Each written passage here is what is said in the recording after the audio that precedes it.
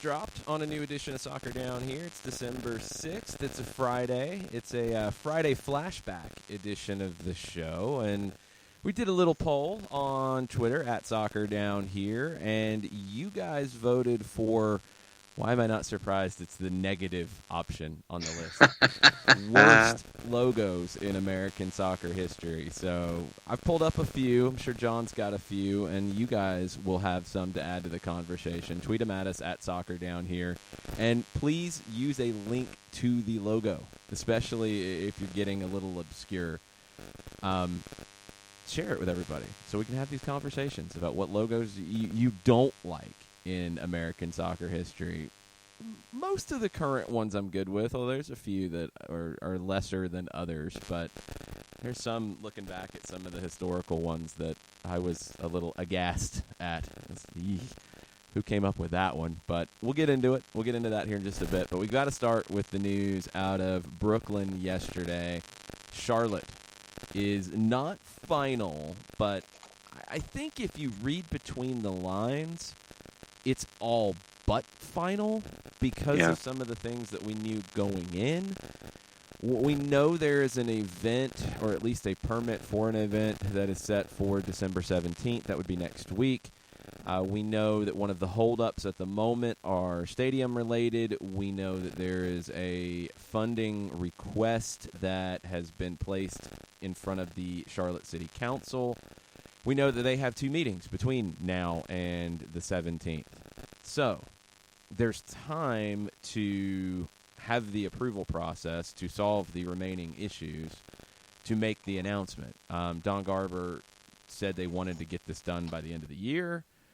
It sounds about as close as it can get. So a couple of the quotes about Charlotte yesterday before we start digging into this. Don Garber said, "We're in very, very advanced discussions with David and his group. I think our board really appreciated all the detail they provided today. The MLS board authorized the MLS expansion committee to enter what I expect to be the final negotiations with David to have Charlotte be our 30th team. The detail about what's left to do is this." Garber said, "The remaining issues with Charlotte are related to their stadium, ensuring we'll be able to put together a dynamic in that stadium that will be up to the standards of our current soccer stadiums."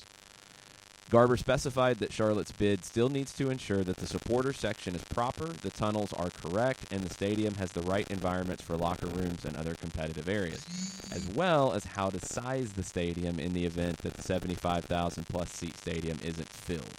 Tepper previously had said that the stadium needed renovations, including outfitting for soccer camera angles, a center tunnel, and 2 new locker rooms before it's ready to be home to a pro soccer team.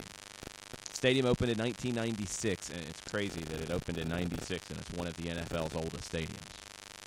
Nuts. The funding that's in front of the city council would go towards these things: building out locker rooms, having a center tunnel, the spots for cameras for soccer. It's all related to that. It's money coming from the tourism fund. The way I'm reading it is if the council approves this on either December 9th or December 16th, and if they go into December 16th and they know that they have the votes, and things sound positive at the moment, we know that can change, the event on the 17th, I'm assuming, will happen. If not, then it gets pushed back. Somebody described it, I think this was a good way to put it. You know, you have to plan for the championship parade, even if, you haven't won the championship just yet. And I think with MLS and the issues they've had in Miami regarding stadium, it's like, okay, it's done, but we want everything to be signed and dotted and crossed before we have the fancy special event and announce it. I think that's where you're at. It's just that final approval process that is in the way at the moment, it seems like. Yeah, and in watching coverage from Charlotte's local media yesterday, you went from a week or so ago, you went from Garber, being very close and very impressed to very, very close and very, very impressed. So if you just take the adverbs as they are, then I think Charlotte is getting closer. But once again, yeah, you've got to be prepared to do something with the idea being as close as this is. So looking forward to seeing how these left out I's and T's get dotted and crossed. And the mayor of Charlotte had her set of comments, Vi Lyles.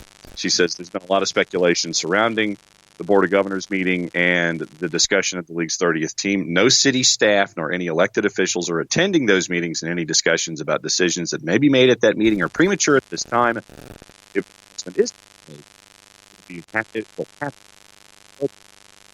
All right, you're breaking up, John. I'm not sure what's causing that. We'll come back to you in just a second.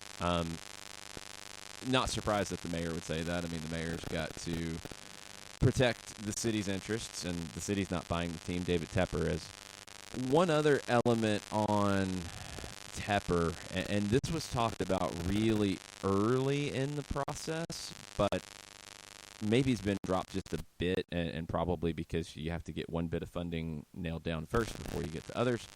Tepper has spoken openly about potentially building a new retractable roof stadium in Charlotte within the next 5 to 10 years.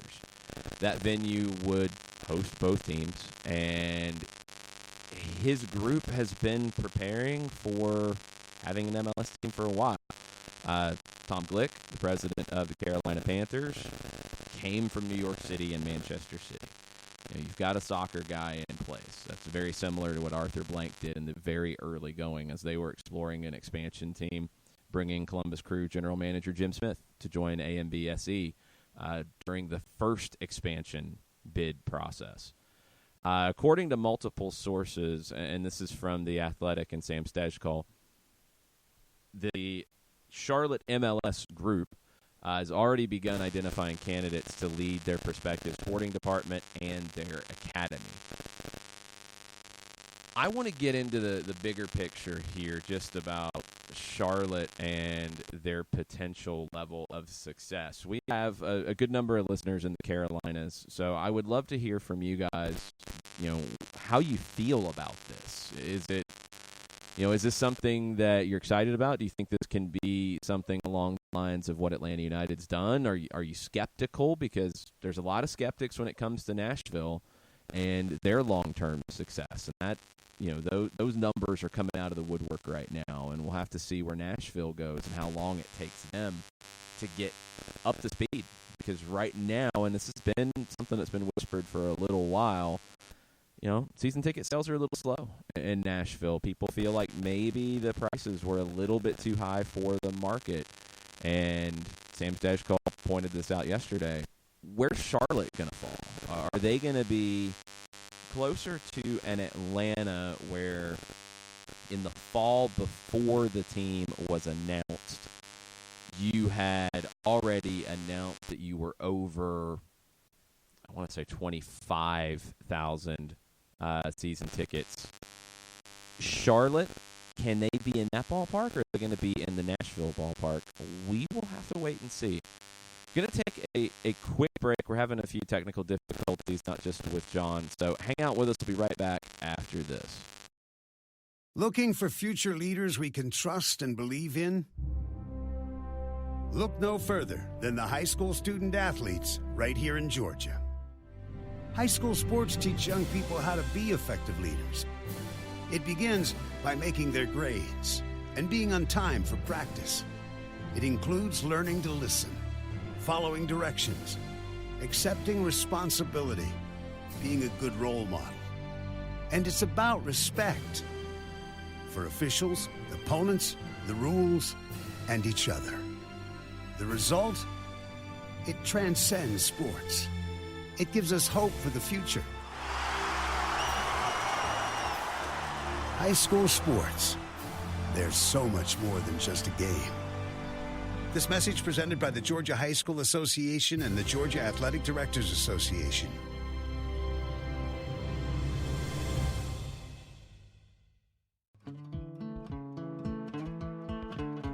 Today's show is presented by Appolinsky & Associates. personal injury lawyers with over 30 years of experience, supporters of Atlanta United, Faction, and Inter-Atlanta Youth Football Club.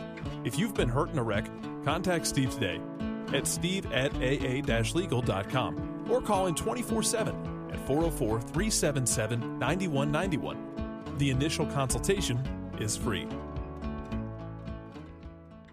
We know that every driver is different, and a one-size policy does not fit all. That's why Country Financial offers a variety of discounts, so you get the coverage you need and the savings you deserve. From good driver to good student, multi-policy to multi-car, we've got a discount to suit every driver. Call Jason Wright at 678-568-6871 today to see what you could save. On Facebook at Jason Wright Agency or by phone at 678-568-6871. Discounts vary by state. Policies issued by Country Mutual Insurance Company, Country Preferred Insurance Company, or Country Casualty Insurance Company, Bloomington, Illinois. A ranger station. I'd like to report a bear hug. Okay. I put out my campfire and Smokey Bear hugged me. So you drowned the fire, you stirred it, drowned it again, and felt that it was cold? Uh-huh. Yeah, he's just letting you know you did good. Bear hug from Smokey Bear. Status update. I'm gonna let you go now. There are many ways to start a fire, but one sure way to put it out. Learn how you can do your part at SmokeyBear.com. Sponsored by the U.S. Forest Service, Ad Council, and your state forester. As a business owner, you know that every year brings new challenges and opportunities. The success of your business demands expertise and focus. And Country Financial can help you keep that focus by helping ensure you have the right insurance protection in place to meet your goals. Jason Wright can help you create a customized insurance plan that has coverages designed just for your business. Give Jason a call at 678-568-6871 or reach him on Facebook at Jason Wright Agency. Coverages vary by state. Policies issued by Country Mutual Insurance Company, Bloomington, Illinois. This is what matters. This is beyond X's and O's. This is the difference mutual respect makes. This is what character looks like. This is what defines us in Georgia. This is sportsmanship. School sports. It's not the outcome that matters most, but the way the games are played. This message presented by the Georgia High School Association and the Georgia Athletic Directors Association.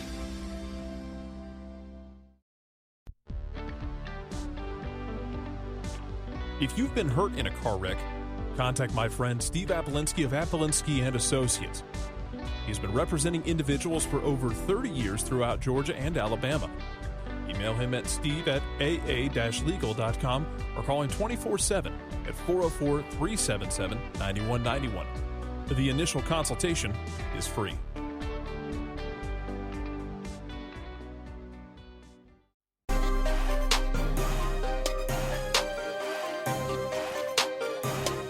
Well, that kind of. I know I'm a little staticky. We're still trying to figure this out. My engineer, Gwen, is sleeping right now. She's not helping very much as we try to solve the sound issues.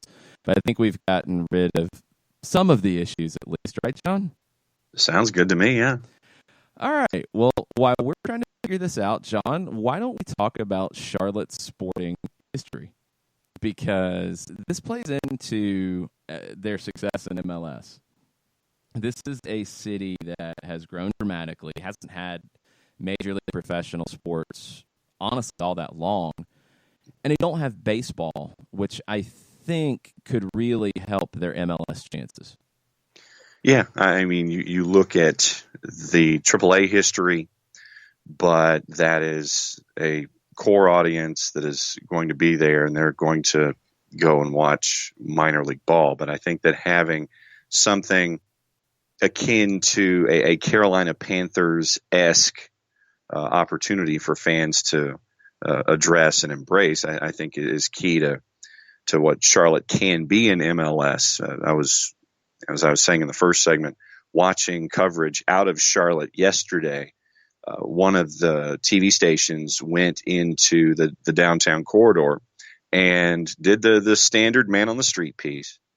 And those individuals who were inside the bar watching Premier League action were of the same mindset that you see here in our footprint in Atlanta, where they were open about the idea of sharing this sport with those who may not necessarily understand soccer to the level that those folks who were being interviewed were. So it was a bunch of rising tide interviews that were being put in this man on the street piece. And so I think that there is that opportunity there for Charlotte to really get some growth when it comes to adding the probable franchise in Major League Soccer.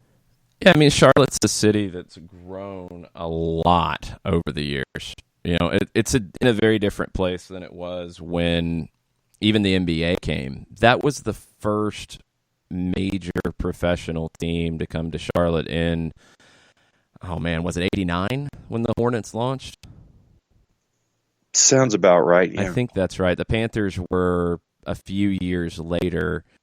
They've always been on that cusp of having Major League Baseball. I know there's been chatter about it, but it's just never happened. You know, I guess Charlotte's an interesting market, and I've seen the general response from people around the country that I kind of expected. It's very similar to the response about Atlanta. It is, well, you know, it's a city in the South. They haven't had professional sports very long, major professional sports anyway. They don't have a soccer history. There's no way it could be successful. I disagree. I really do. I think Charlotte is a city that's grown dramatically, and I think as an international city, it's changed a lot. And that's something we've seen really across the South. I saw a set of numbers on Charlotte's Latino population that has dramatically risen in the last decade.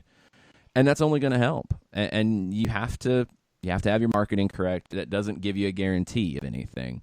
But you have the platform. I think if you're Charlotte and if you're David Tepper, you obviously have the resources to be very, very successful. 88 was when the Hornets came online, and the Carolina Panthers came online in Bank of America Stadium in 1995. And I think that, like a lot of the growing cities that you see here in the southeastern United States, yes, you do have the history and those who grew up in Charlotte or grew up in Atlanta, but you also have the transplants who were coming to Charlotte for one reason or another when it comes to business or infrastructure, growth, and those kinds of things. And so, you know, you look at population in and of itself. It's continued to grow. In the 2010s, you're looking at basically a 15% increase in just population in general. So I think that if you combine the industry that has come into Charlotte over the last 15 to 20 years, you combine the growth when it comes to population. You mentioned the Hispanic population that has gravitated to Charlotte. So there are a lot of factors here away from the athletic aspect of it, just in the aspect of growth from a city perspective that are giving yourself a lot of points that you can sit there and say, yes, I think that Charlotte can succeed because of A, B, C, and D. Now let's take the next step of all of this. And, you know, Joe Patrick went into the archives at Dirty South Soccer and pulled up an article that I wrote, actually, from back in August of 2016 after a conference call with Darren Eales about where season tickets were at that point. So August of 2016, Atlanta United said that they had sold more than 22,000 season tickets. Supporter section was 3,000 and growing. 8 of the lower 10 club sections had already sold out. One reason why, it's something we talk about a lot when it comes to Atlanta and soccer success here, is it's been treated as a big deal.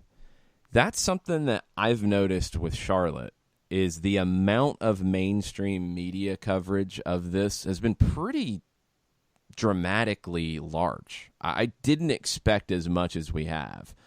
And you've seen a good bit of crossover from Panthers writers and MLS writers in Charlotte right now. And I get it because of the ownership, but this is being treated as a big deal. Now, when you look at Nashville and when you compare, because I don't think Atlanta, Nashville, and Charlotte are exactly the same in any way. No. And I think if you're trying to compare the three, you need to go deeper. But compared to what we've seen in Atlanta and what we're seeing in the very early stages in Charlotte to what we've seen in Nashville, Nashville had a USL team that turned into an MLS team, and the USL team was created specifically to do this. That's different, and that, I think, complicates the process a little bit.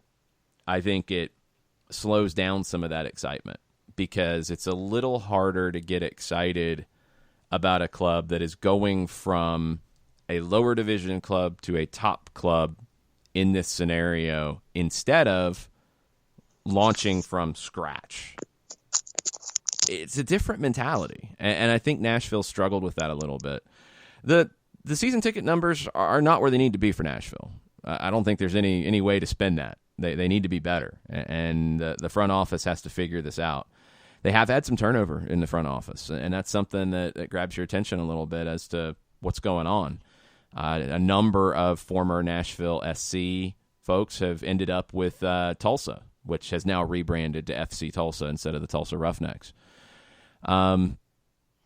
This is something that's going to need to be kicked into another gear if you're Nashville. Did they get the pricing wrong? Has the messaging not been there? Have they not made the right connections in the mainstream media?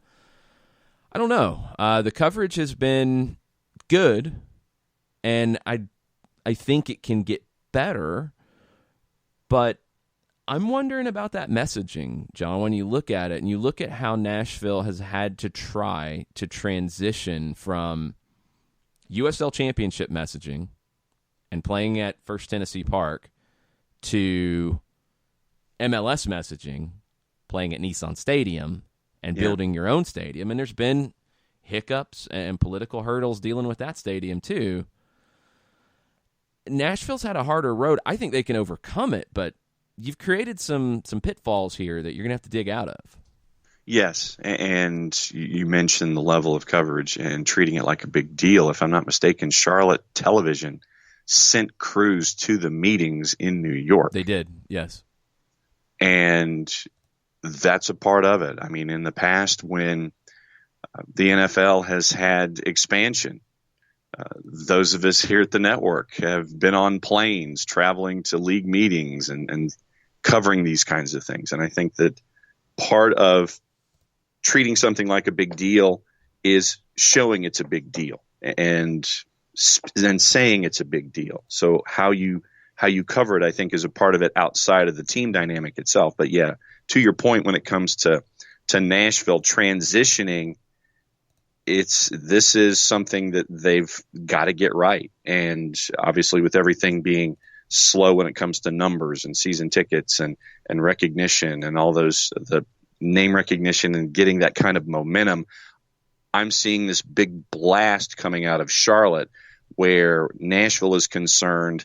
It's trying to get in that direction where it's this big noise out of Charlotte, and it's something that Nashville has to work on when it comes to the level of noise, creating something that should be treated as a big deal. I think it's the level of noise, but it's also the way that noise is being portrayed, because I don't think it's quite as simple as just more noise. It's just a different conversation when you're talking about a lower division team and an MLS team. And that's, partially down to just the way American sports is structured. But people who have pointed out, and I've seen it many times so far, in that, the Charlotte Independents haven't drawn very well and they haven't had success, so there's no way Charlotte MLS can have success. If you didn't learn that that's not true from Atlanta, I don't know what to tell you. But both of those teams, or Charlotte's going to be the same thing as Atlanta when they launch. It's a new team. It's a new day. It's a new birth. It's new. It's fresh. Nashville did something different than anybody in that they launched a USL team to turn into an MLS team. They didn't go up like Minnesota did. Orlando was a USL team for a lot longer, although they had MLS aspirations when they moved to Orlando. We know that, but it's not the same as what Nashville's done. Nashville launched with the express purpose of turning into an MLS team. That's a tough sell. It's a different sell, and I think that's created some of the headaches. How do you overcome that? And that's going to be the question for the Nashville SC front office, to get past this smaller mentality. Is it a big name? Because you've done your logo. You haven't done your kit launch yet, and that can help, but I don't think that dramatically changes it. Is it a big name? And can you attract a big name? And does that wake everybody up? Or is it just going to be a little bit longer process? The problem, I think you can draw for the big games. I mean, the opening match is going to be a huge crowd. Could be a whole lot of red and black in the building, but it's going to be a huge crowd. It's going to be that first Wednesday night game when you don't have a large season ticket base that it's going to show. And that's where you have to be careful if you're Nashville. That's where I'm not sure what they're going to be able to do between now and launch time to solve this.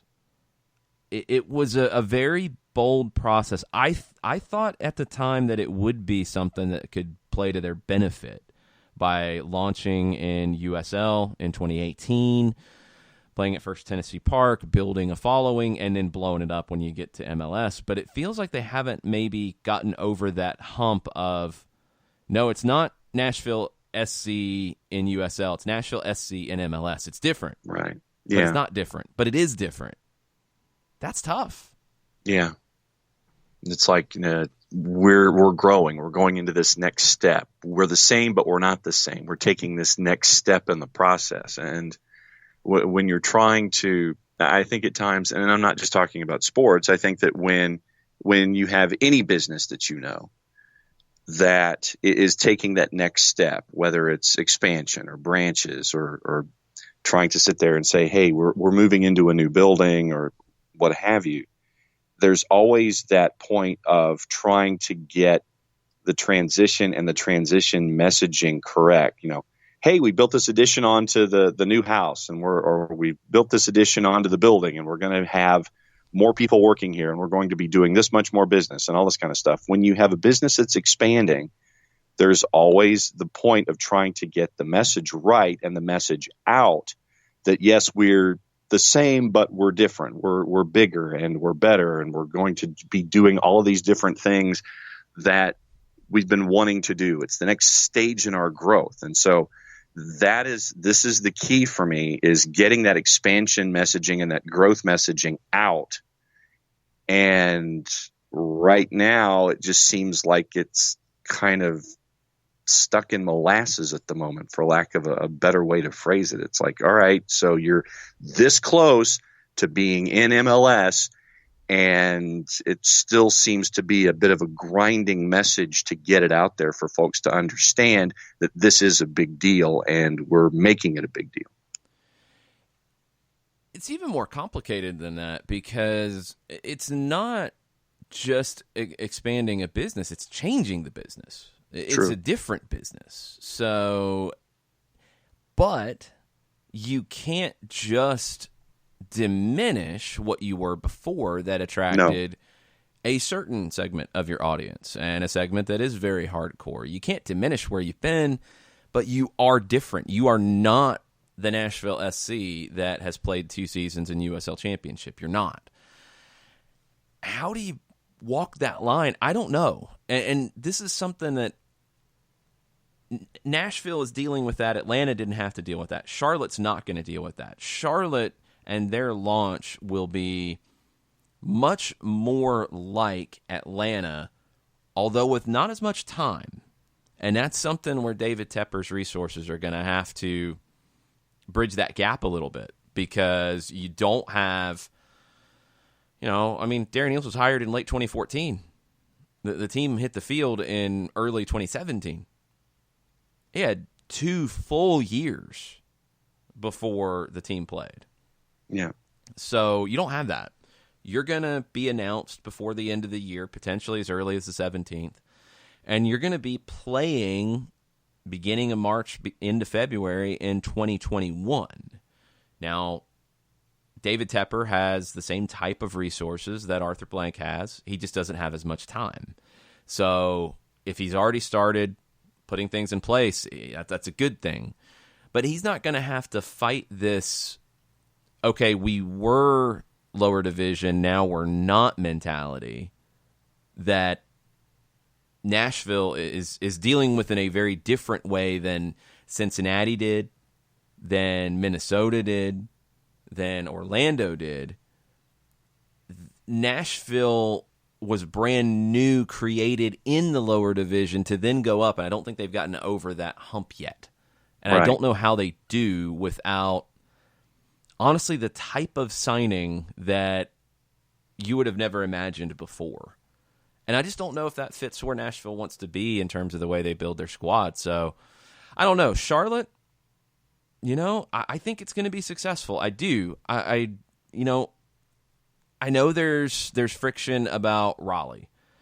Some interesting comments about Raleigh and North Carolina FC and everything that happened there if you weren't following along yesterday. So it sounds like Raleigh has not made the presentation that Charlotte made yesterday to the league's board of governors. It sounds like Raleigh is still putting things together. They don't have their stadium process nailed down yet. And Steve Malik has been clear in saying that the stadium is not tied just to MLS. It's a stadium for North Carolina FC, whatever league they're playing in, and a stadium for the North Carolina Courage, whatever league they're playing in. Doesn't matter if MLS is attached to it or not. And I think that's the right messaging, and that might be what ends up happening. But Charlotte is further along. Raleigh is not at that point to where they can make this kind of presentation yet. It did sound like Don Garber did not shut the door on Raleigh being a potential expansion city down the road if things come together. There's still things to come together in Phoenix. There's still things to come together in Las Vegas. There's still things to come together in any other city. There were other cities that bid originally, like Detroit, that have fallen off, like Indianapolis, that we haven't heard much from. Charlotte's jumped the line, and David Tepper's jumped the line with a lot of resources, and it sounds like he's going to get over that line. What's next? Nashville's success, I think, is going to inform, or lack thereof, is going to inform some of what's next. Charlotte's success will inform some of what's next. Austin, Miami. There's a lot of different situations coming into the league over the next couple of years. It's going to be very interesting as it grows because each market, each expansion market, has a very different set of challenges in front of them. Yeah, and I guess the key message for me is do you, and market by market, do you, while you can take notes from all of the other dance partners that are coming online and trying to be a part of MLS and figure out who they are and what they're going to do and how they're going to do it and approach it.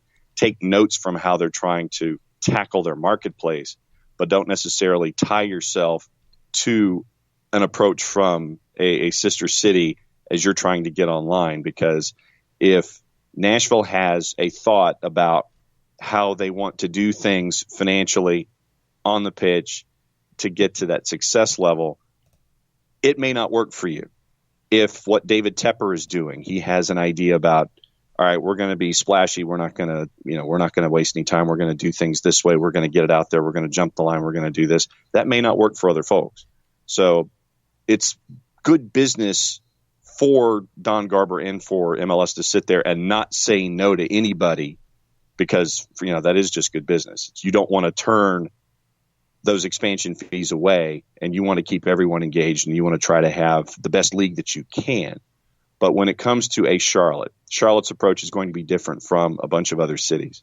So just look at each case individually as they're trying to go forward and try to be successful in MLS or try to get into MLS.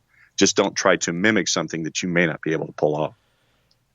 Pick the right things the right best practices to utilize and make them work for your market.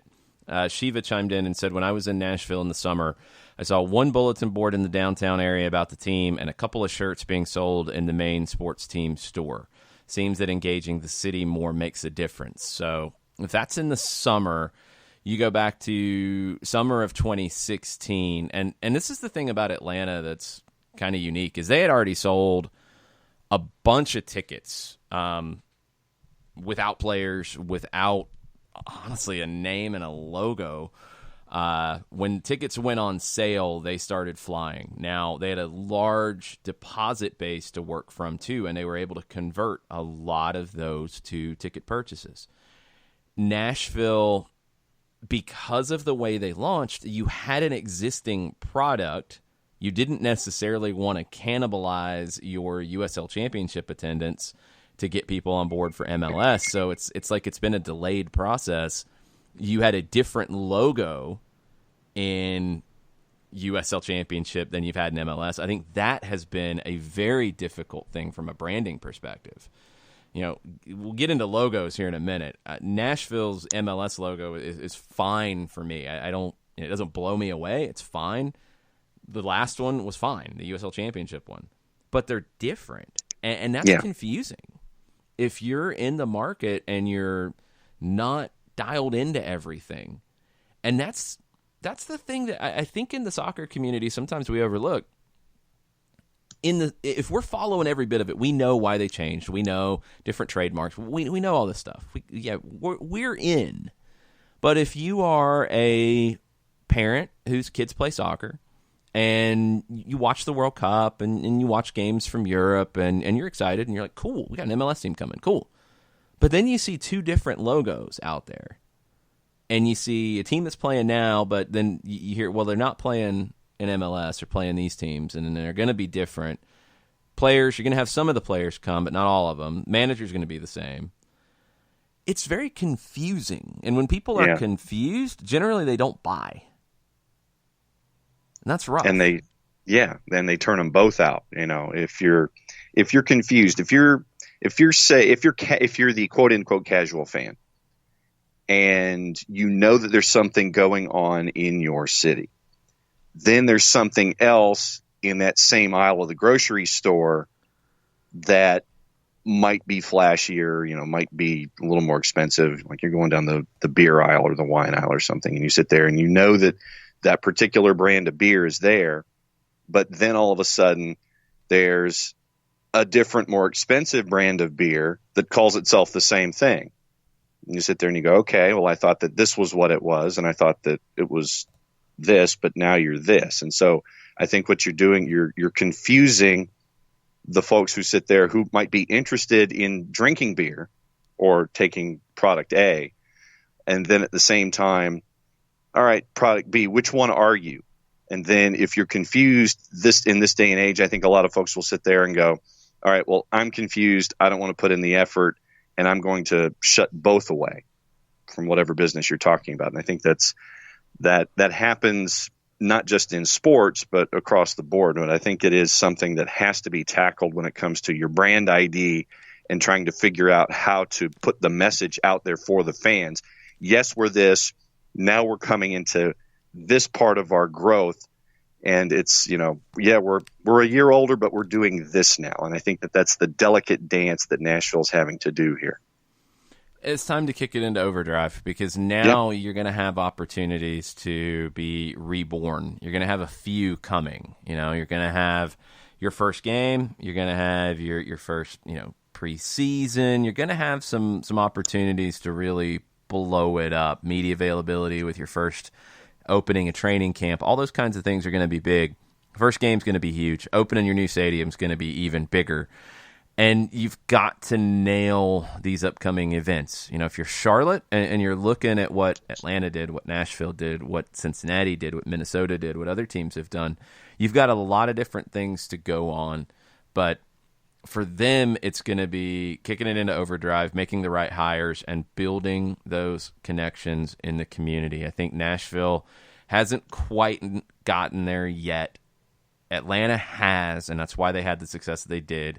Cincinnati has done a great job of that. Minnesota did a great job of activating their community.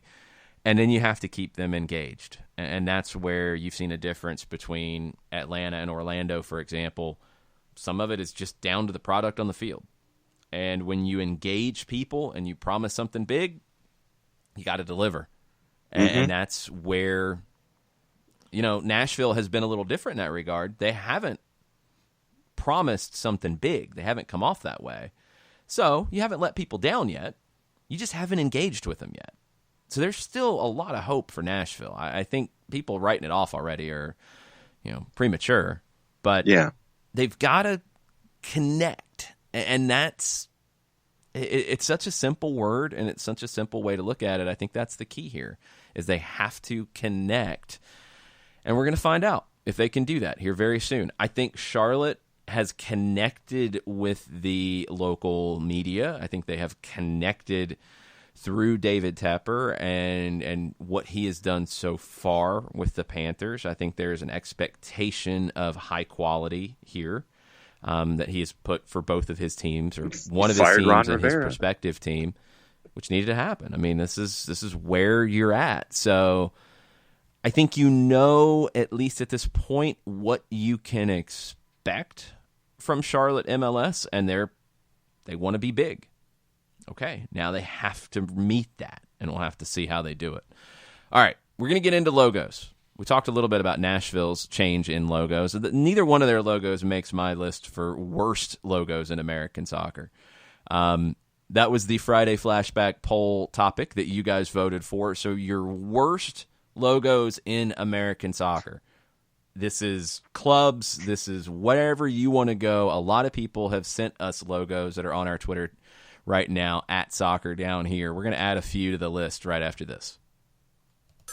A ranger station. I'd like to report a bear hug. Okay. I put out my campfire and Smokey Bear hugged me. So you drowned the fire, you stirred it, drowned it again, and felt that it was cold? Uh-huh. Yeah, but he's just letting you know you did good. Bear hug from Smokey Bear. Status update. I'm gonna let you go now. There are many ways to start a fire, but one sure way to put it out. Learn how you can do your part at SmokeyBear.com. Sponsored by the U.S. Forest Service Ad Council and your state forester. As a business owner, you know that every year brings new challenges and opportunities. The success of your business demands expertise and focus. And Country Financial can help you keep that focus by helping ensure you have the right insurance protection in place to meet your goals. Jason Wright can help you create a customized insurance plan that has coverages designed just for your business. Give Jason a call at 678-568-6871 or reach him on Facebook at Jason Wright Agency. Coverages vary by state. Policies issued by Country Mutual Insurance Company, Bloomington, Illinois. This is what matters.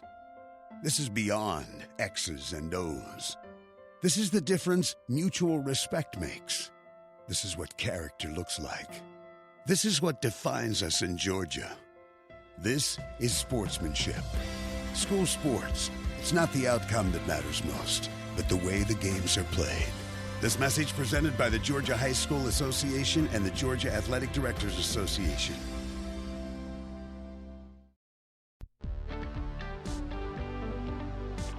If you've been hurt in a car wreck, contact my friend Steve Apolinsky of Apolinsky and Associates. He's been representing individuals for over 30 years throughout Georgia and Alabama. Email him at steve@aa-legal.com or call him 24/7 at 404-377-9191. The initial consultation is free.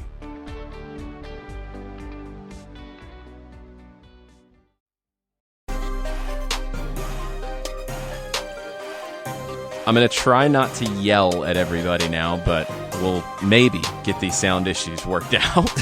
Thanks, John Nason, for the heads up. Gwen's on the case, our new sound engineer. We'll see if she can pull this off. Okay, let's get into logos on a Friday Flashback edition of the show. The worst logos, bad logos in American soccer. Where do you want to start, John? Well, considering the footprint is Major League Soccer, let's go Major League Soccer 1.0. Okay, name a logo. Well, I'll give you three. How about that? Okay. And two that are connected because of the humor of 8-year-old kids. The Burn and the Whiz, because you never want to have one. You never want to have both of them combined. But that's the name. The Burn logo was bad. I didn't like the Burn logo at all. The Whiz logo is fine. I actually liked the Whiz logo. The name was terrible. Yeah, the Whiz. Just talking logo. Logo. No, then it's Dallas Burn and Miami Fusion. Oh, I like the Miami logo. I thought it was fine. Yeah, but Dallas Burn for me was like somebody. It's like, oh, there's a horse. Let's see if we can do a horse in 8-bit. So the Dallas logo was bad. It's very dated. It looks very 90s. There's worse, but it's maybe the worst in MLS if you're not the Tampa Bay Mutiny.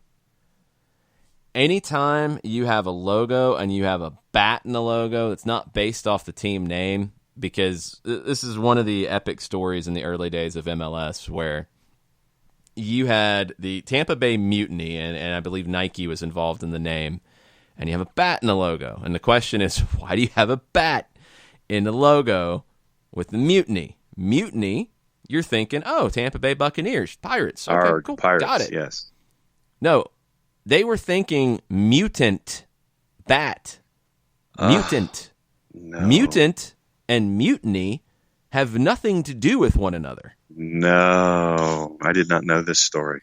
Yeah, it's awful. It's just awful. So that's why, for me, that is the worst logo in MLS history.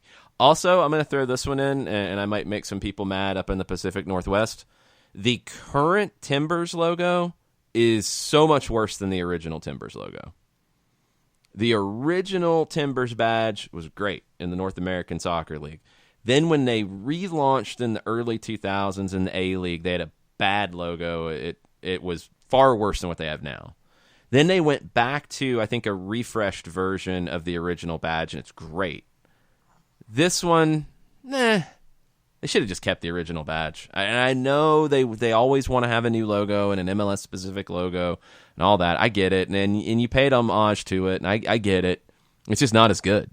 The original logo is so much better, and that's why I don't really love the current Timbers badge. Let's go back. So Timbers came out of the North American Soccer League. You had some bad logos in the old NASL, the original NASL. The ones that jumped out for me that were the worst were the Houston Hurricane. No doubt. And there's two things that I don't like about it. One, the font. I mean, it looks like this was made in the mid-'70s, but it just looks like something that you could make in Word, Microsoft Word right now. But the logo has, I guess, what is supposed to look like a hurricane symbol with a soccer ball in the middle of it, a giant soccer ball that you kind of know what the team is. But then under the word mark under the logo, it's Houston Hurricane Pro Soccer. Do we really need to have the giant soccer ball that's bigger than anything else in the logo and Pro Soccer in the logo? We kind of get the idea. And when you have to put Pro Soccer into it, that's also a bad look. So Houston Hurricane make the list for me. And the other one, because it's so just lame, is the Team America logo. Now, if you don't know the Team America story, this was set up to be the national team playing in the North American Soccer League in 1983 because the Washington Diplomats had left in 1981. Washington had been a good market for the league. They wanted to put a team back there. You had somebody who wanted to do it, but you had this crazy idea that if you have the national team play in the NASL, well, maybe they'll qualify for the 1986 World Cup.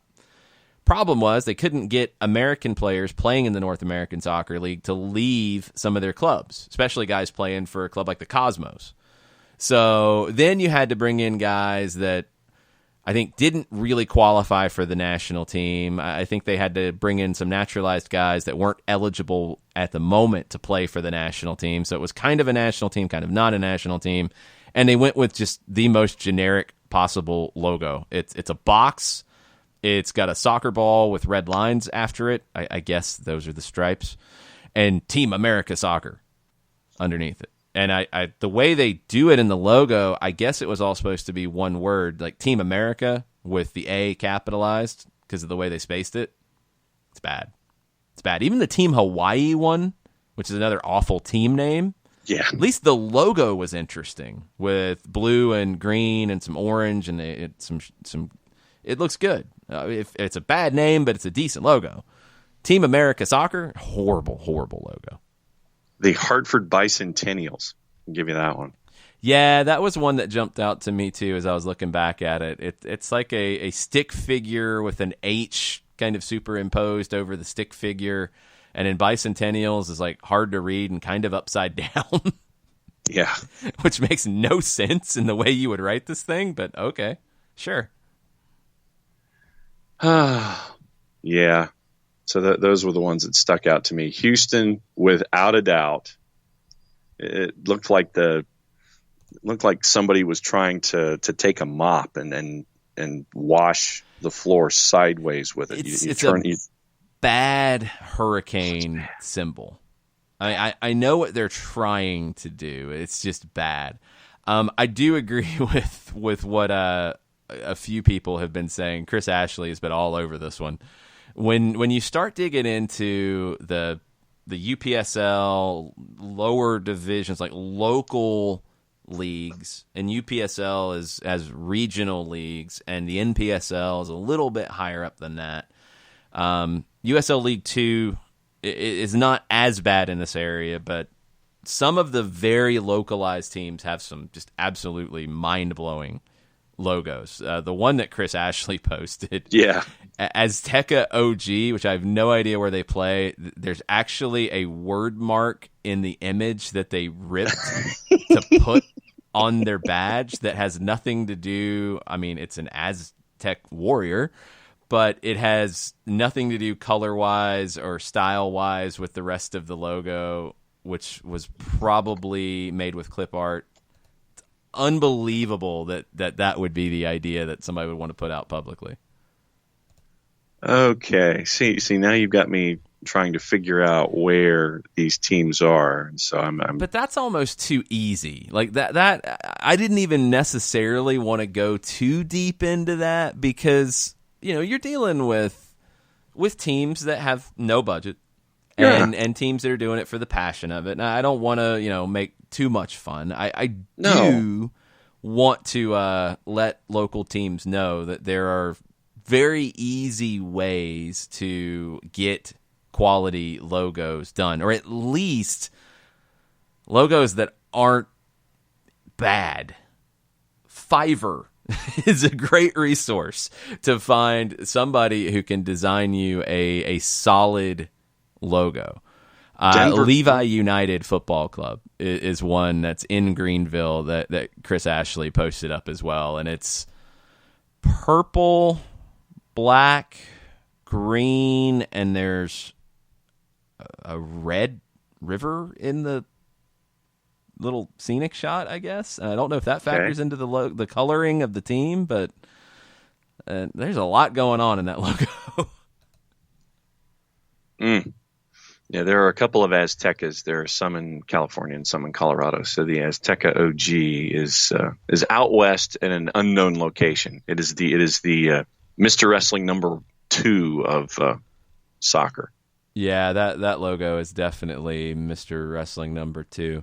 So Katie Weaver chimed in and went down the road on the USSF logos, and she did not like it was the first Nike logo that they used, and I don't know if they were designed in the rebrand.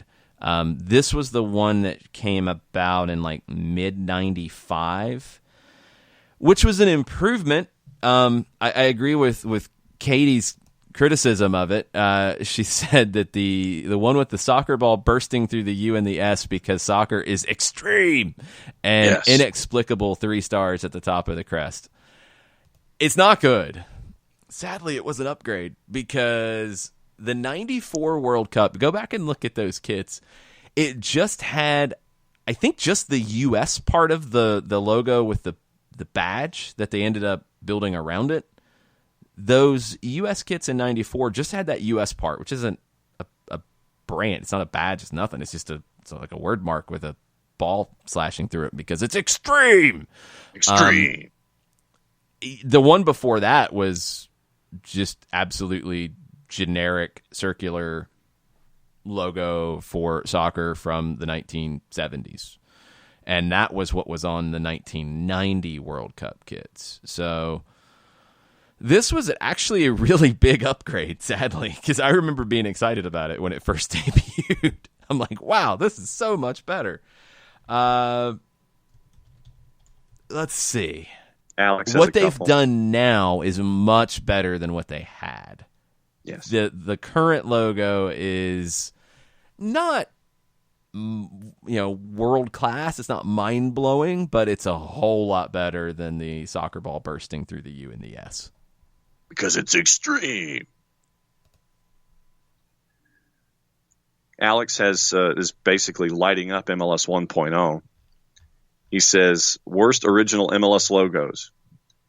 The Wiz, the Crew, 3 is the Metro Stars, and 4 and 5, the Crash and the Burn. And he says, props to the Revs for keeping the classic original. The Clash and the Burn. Yeah, the Clash and the Burn. Let's see. The Wiz logo, I really didn't mind that much. The name was horrendous, but the logo, if you take the bad name and you push it to the side, the logo itself, the idea, okay, I can deal. The Burn one was bad. The original Metro Stars logo, because they changed it a few times, and they kind of bounced around with their branding for a while. The original one, bad, like very mid-90s, with kind of a red and black mutant M with buildings popping out of the middle of it, and then Metro Stars like bent through the middle of it. It's bad. The second one they did, I don't know if this became a secondary logo or just completely took over, where they turned it into a badge. The idea, like it could have been good, but it's like, okay, we're going to do a badge, and hey, we've seen these badges with European soccer teams, and they like divide it into 4, and they put stuff in each of the 4. Okay, let's put stuff in the 4 sections instead of actually thinking about things that would make sense. Like, you have the red and black stripes, which is what they wore for a little while, and why so many Red Bulls fans, for some reason, get bent out of shape about Atlanta wearing red and black stripes. You gave it up when you rebranded. Stop whining. 2, you have, like, just a red blank section that's sitting there. Okay, cool. And then you have, on the lower part, where this is all split by Metro Stars across the middle, which is okay. You have a generic soccer ball in the middle of the lower black section in the lower right, and you have a generic star in the black section in the upper left. It's like they had the idea of, we want to divide it into 4 and have things that are meaningful in them, and then they couldn't come up with quadrant, things. Yeah, so it's just like there. It's so bad in the execution. The idea, it could have been good. Sadly, it's an upgrade from the original logo. I kind of like the San Jose Clash. I'm not going to lie. I kind of like the Scorpion thing. And yeah, I like the Scorpion. I didn't like the font for Clash as much, because it's just very mid-90s, very skateboard culture. But the actual Scorpion with the logo, I liked it. I thought it's kind of cool. And then the baggy long sleeve jersey. We're not talking jerseys. We're not talking about that. We're talking No, about I the love logos. that. I love that. I love the look with the Clash and the Scorpion and the long sleeve jersey. I love that whole thing. We're talking logos, because there are plenty of teams with good logos and bad jerseys, and there's plenty of teams with good jerseys and bad logos. So, Clash, I was okay with the logo. It was maybe the best of the early rebrands from MLS. It's not saying much, because it's a whole lot better than Metro Stars, a whole lot better than Dallas Burn. I liked it better than the Wiz. The Mutiny are just an abomination with their mutant bat. Did not know that story. Yeah, we'll get into more logos in just a minute. We're going to get Mike Conti on the line, see what his worst professional soccer logos in American soccer for him are, and get his thoughts on Charlotte and MLS and Nashville and MLS as well. Hang out with us. We'll be right back after this. Looking for future leaders we can trust and believe in? Look no further than the high school student athletes right here in Georgia. High school sports teach young people how to be effective leaders. It begins by making their grades and being on time for practice. It includes learning to listen, following directions, accepting responsibility, being a good role model. And it's about respect for officials, opponents, the rules, and each other. The result? It transcends sports. It gives us hope for the future. High school sports. There's so much more than just a game. This message presented by the Georgia High School Association and the Georgia Athletic Directors Association.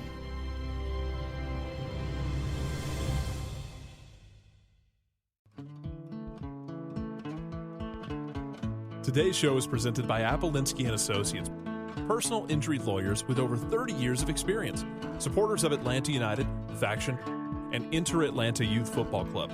If you've been hurt in a wreck, contact Steve today at steve@aa-legal.com or call him 24/7 at 404-377-9191. The initial consultation is free. We know that every driver is different, and a one-size policy does not fit all. That's why Country Financial offers a variety of discounts, so you get the coverage you need and the savings you deserve. From good driver to good student, multi-policy to multi-car, we've got a discount to suit every driver. Call Jason Wright at 678-568-6871 today to see what you could save. On Facebook at Jason Wright Agency or by phone at 678-568-6871. Discounts vary by state. Policies issued by Country Mutual Insurance Company, Country Preferred Insurance Company, or Country Casualty Insurance Company, Bloomington, Illinois. You're listening to Soccer Down Here daily on SDH Networks, a division of OSG Sports. Find us at Soccer Down Here on Facebook and Twitter. The time is now the top of the hour. Peep, y'all.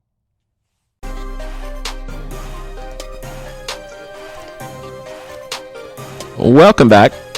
Soccer Down Here, hour number 2. We'll see what blows up in terms of audio engineering in the second hour of the show, because it's been one of those days.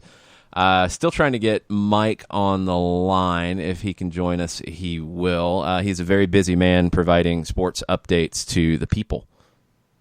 Got to be ready for that. It's a busy day for Mike, too. And with the basketball and the soccer and the updates and everything going on, he's one of the busiest men in show business. Yes, he is one of the busiest men in show business. This is true. Okay, so the bad logo discussion has hit a nerve with some folks, which is always fun.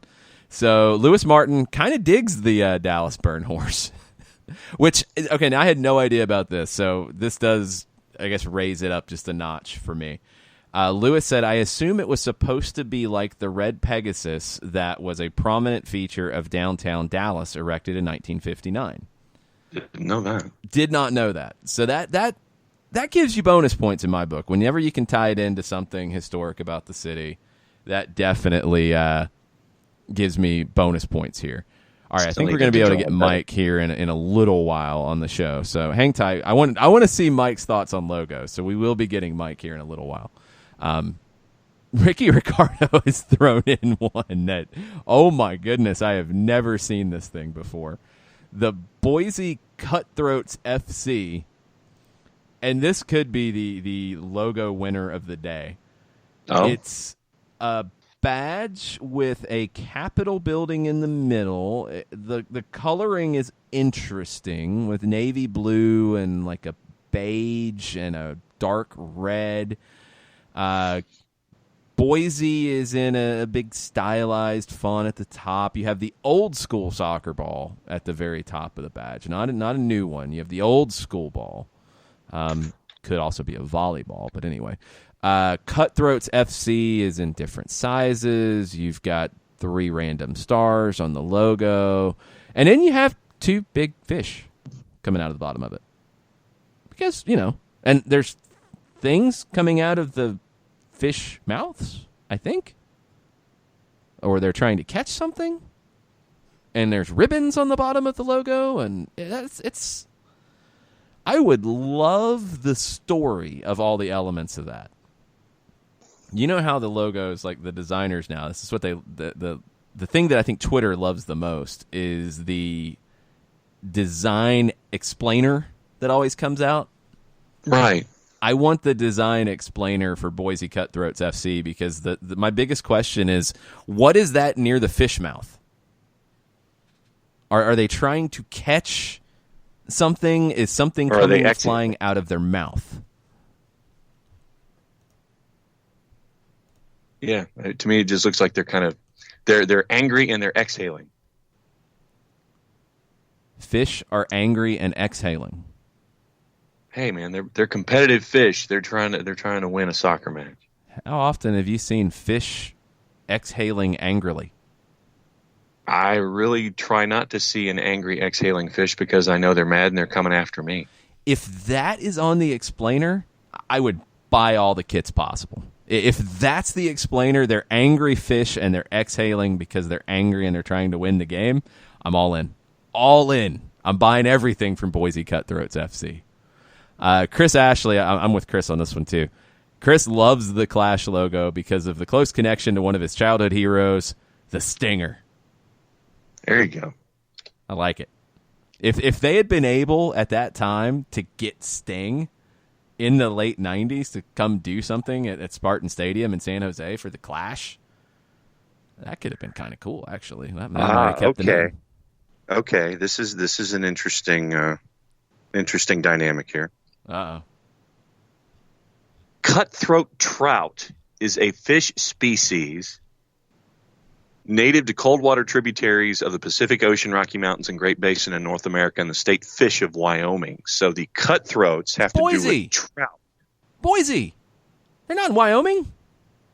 You can't steal another state's fish. Rocky Mountains, Great Basin. You can't steal another state's fish when you name the fish the state fish. You can't steal it and take it to Idaho. You got to pick a different fish. Then I believe that there should be some civil war between Wyoming and Idaho at this point. Some Wyoming team needs to be the real Cutthroat FC and not have a Capitol building in the logo too, because that part makes no sense. If you just had, if the Boise Cutthroats, first off, if they want to fight Wyoming about their fish, okay, cool. But just put the fish in the middle of the logo. Like, take the Capitol thing out. It's all like blued out and like. Well, but remember, blue turf in Boise, so No, John, no. That has nothing to do with this. I hope. If it does, then it's even worse than I thought.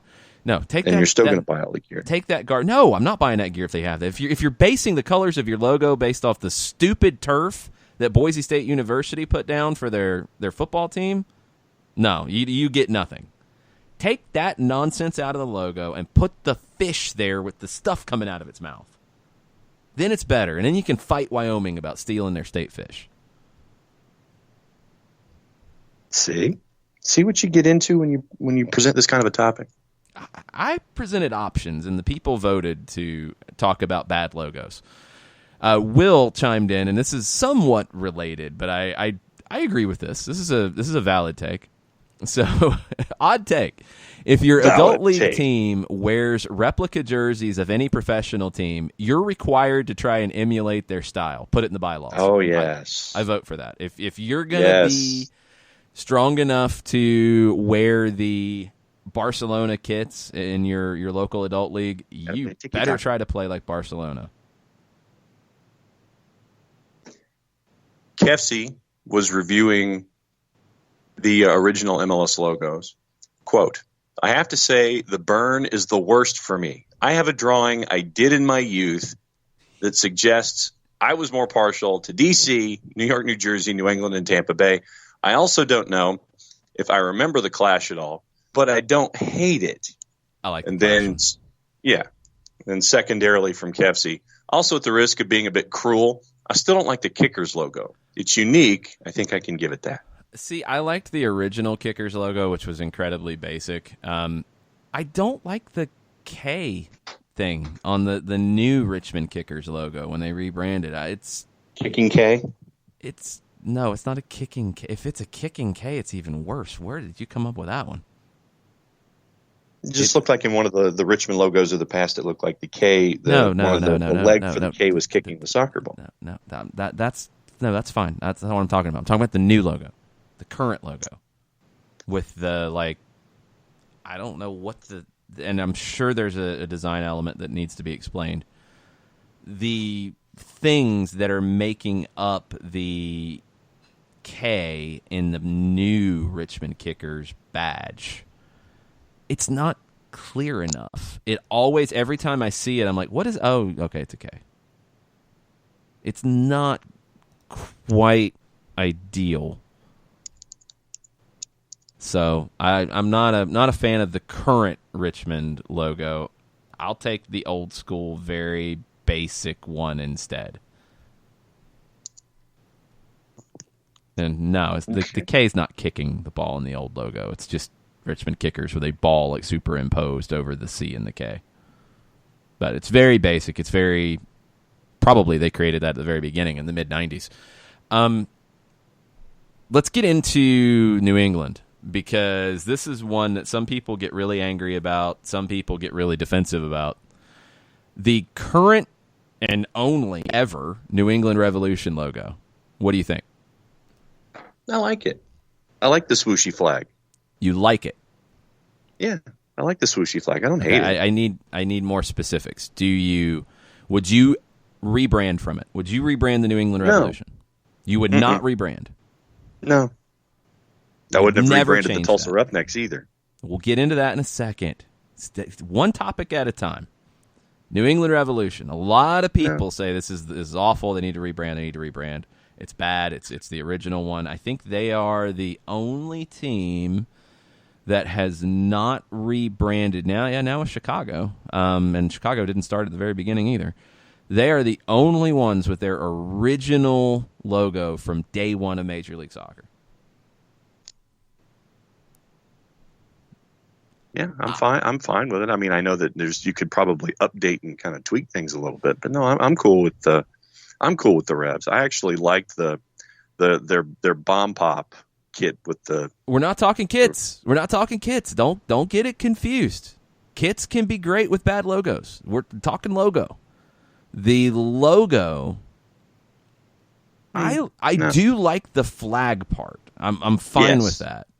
It doesn't feel like a badge. And if you could do something to refresh and not lose that, and maybe create some kind of a badge, or create a secondary logo that utilizes elements of it that can be used in different ways, I think that might be the way to go, is a secondary logo that can be used in situations where you need something that feels more like a badge.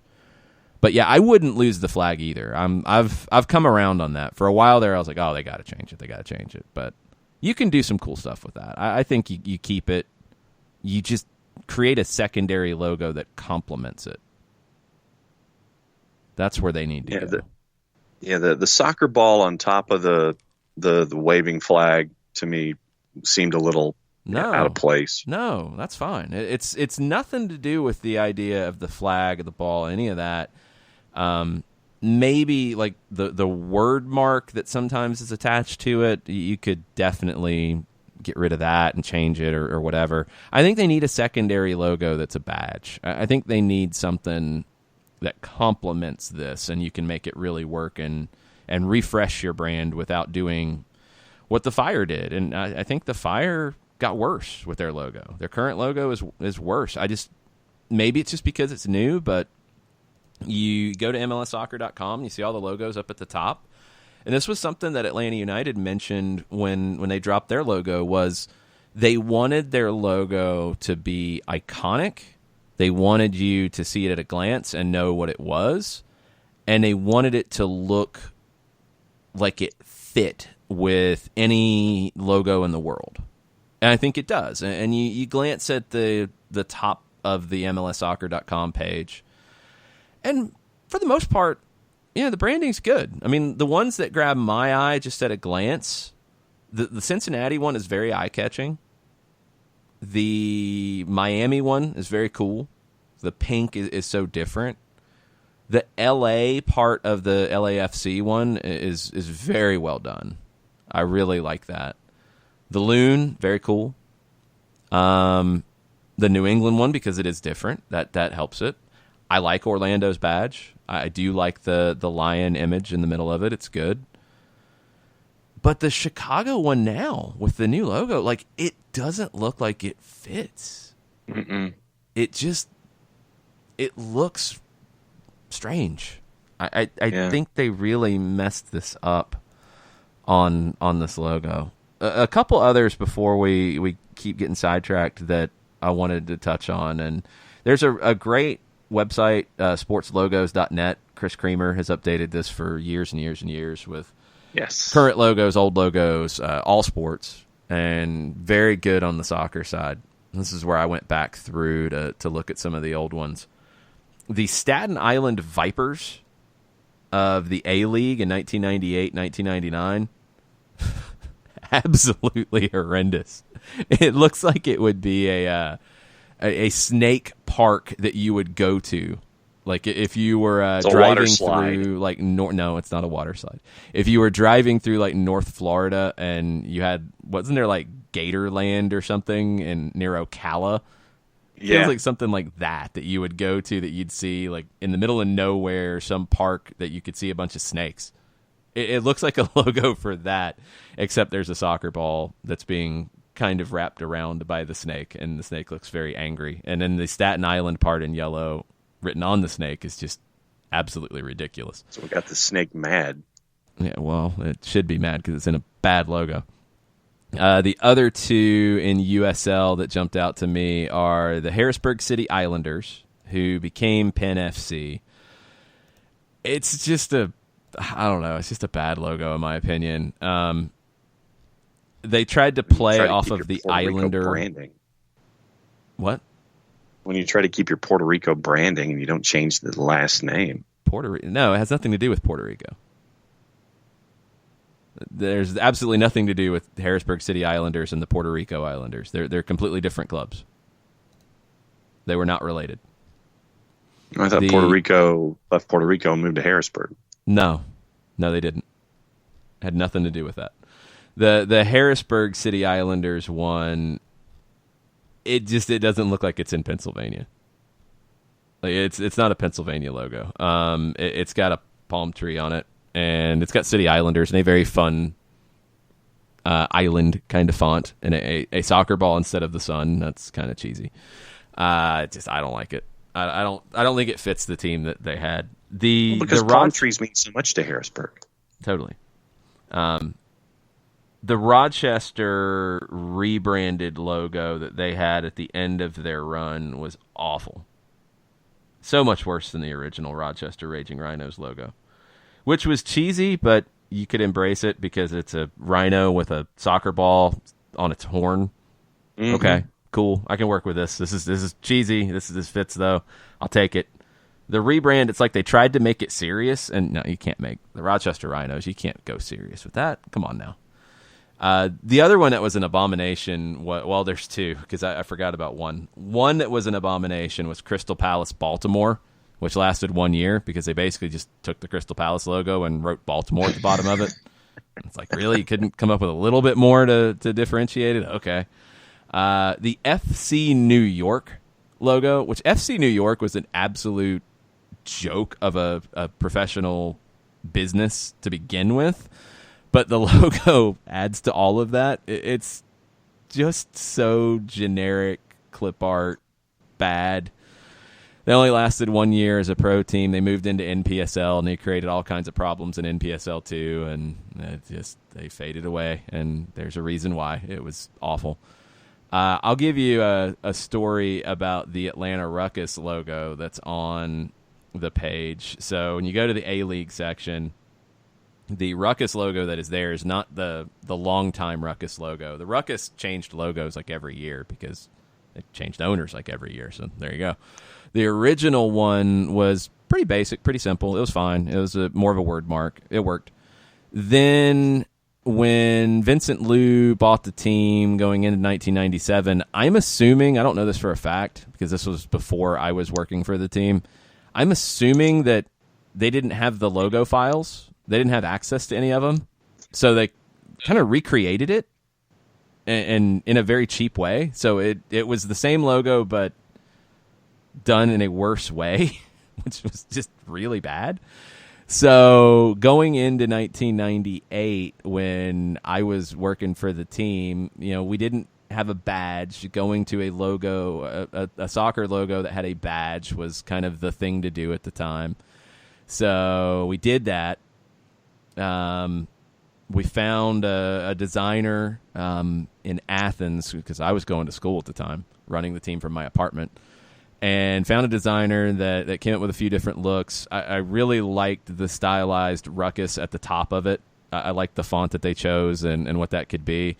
I believe, I'm not 100% sure on this part. I believe we had to have a soccer ball in the logo. I think that was a USL requirement. Just kind of dumb, but okay. So that's in the middle. We took the A from the A-League logo, which the league actually really liked, and then put Atlanta in the middle of it. And then had Professional Soccer Club, because they had to have Professional Soccer Club on that logo. That's what the league wanted to see, and they had to have Atlanta on the logo. That's why it got stuck into the A in the middle of it. So that one was kind of a fun process to actually be involved in creating. The only thing that's really cool about it, I think it came out good. I like it. It's not that fancy, but I saw a youth club in Colorado that had stolen it and redid it. I was like, that's really cool. Because we made that in Athens, Georgia, and you guys ripped it off because that team's been dead for 10 years. Good for you. Oh, that's great.